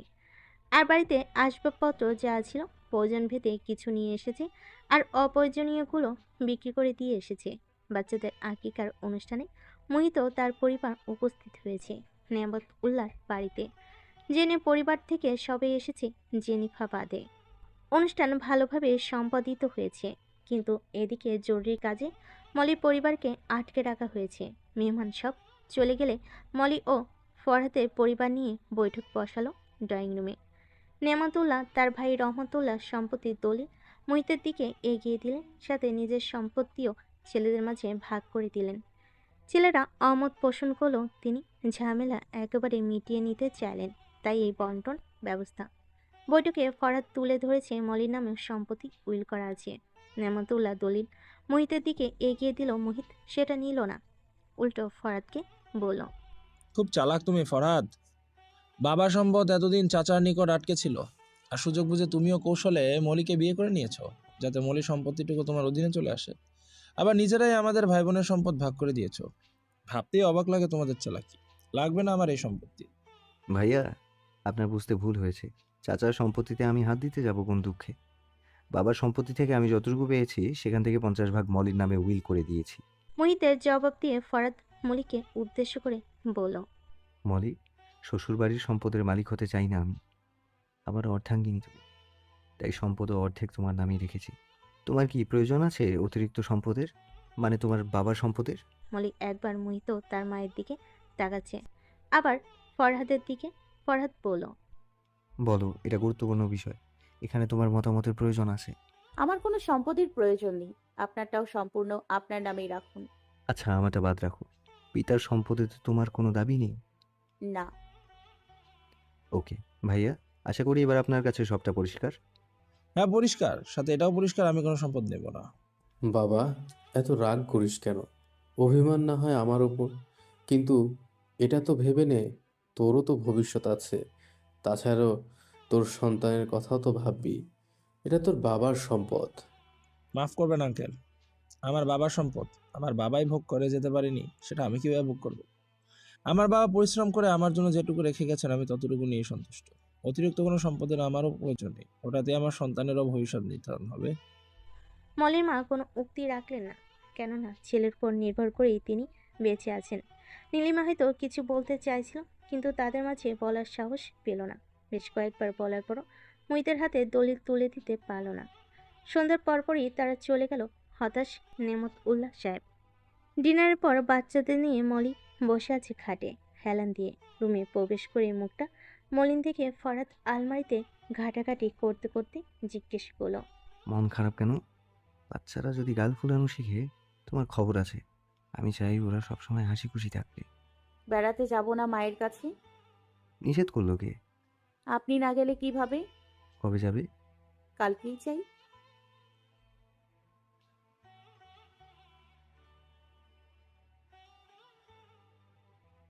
ওকে। কফি খাবেন? 1 কাপ কফি নিয়ে আসি। সাহস কত বড়! ডাক্তার 1 মাস বেড রেস্টে থাকতে বলেছে, আর 1 মাস কিন্তু পূর্ণ হয়ে গেছে। 1 মাস থেকেছো বেড রেস্টে? 2 সপ্তাহ না যেতেই দৌড়াদৌড়ি শুরু হয়ে গেছে। কফি খাবো না, এখন ঘুমাবো। পরের দিন নাস্তা করেই ফরহাদ, মলি এবং বাচ্চাদের নিয়ে মহল্লায় এসেছে। মুহিত বাড়িতে নেই, কাজে গেছে। নীলিমা ও মলির মা আছে বাড়িতে। হৃদয় বাচ্চাদের দেখে লাফালাফি শুরু করেছে কোলে নেওয়ার জন্য।